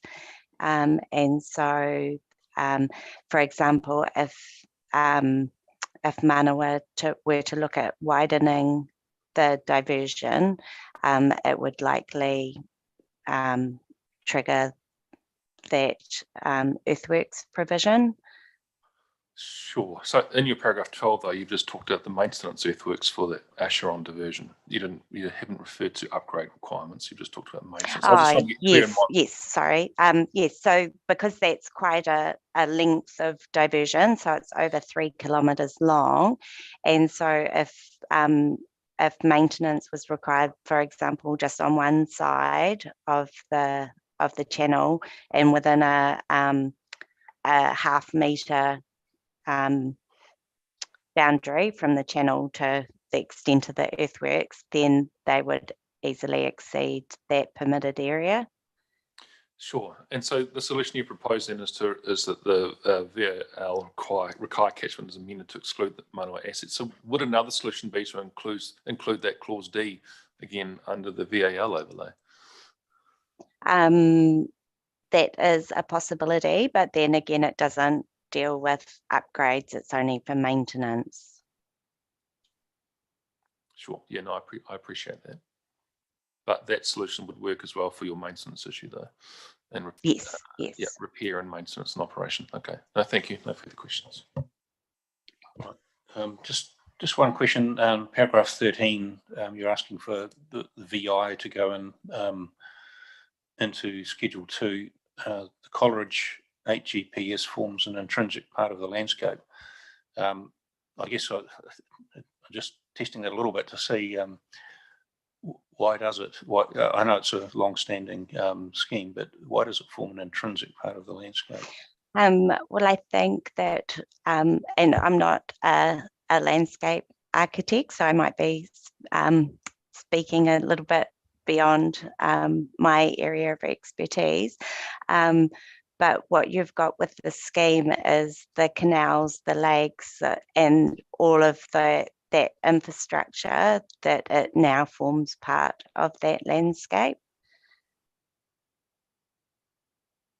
It's the word intrinsic, I guess. All right. I think that's all. Thank you. And I think we'll leave it at that for now. But yes, if you can provide that supplementary or further evidence and scope issue, just to bring that to the panel as soon as you are able. We won't be deliberating until we've had the reply report, but I think it'd be good for the officers to be able to respond to that too. So if you could do it in the next couple of weeks, that would be quite useful. Yes, okay, I will do that. Thank you very much. Okay. Thank you. All right. Yeah, that ends the session. I noticed that North Canterbury Fish and Game are here. You are aware you're on tomorrow? Yep. Oh, that's good. For a moment, I thought I'd got the program wrong, but no, it's good that you were here and able to listen to a lot of the discussion. That's really useful, I think, for both of us. So we look forward to seeing you tomorrow. All right, we'll close the session for today and come back tomorrow at 9 o'clock. Thank you.